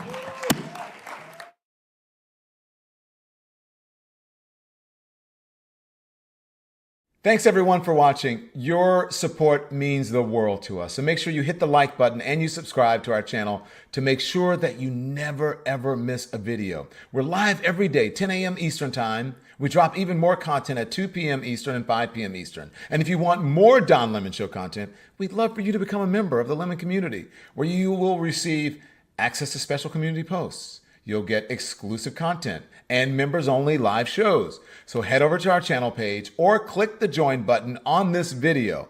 Again, thank you for watching. We appreciate your love and your support, and we will see you next time.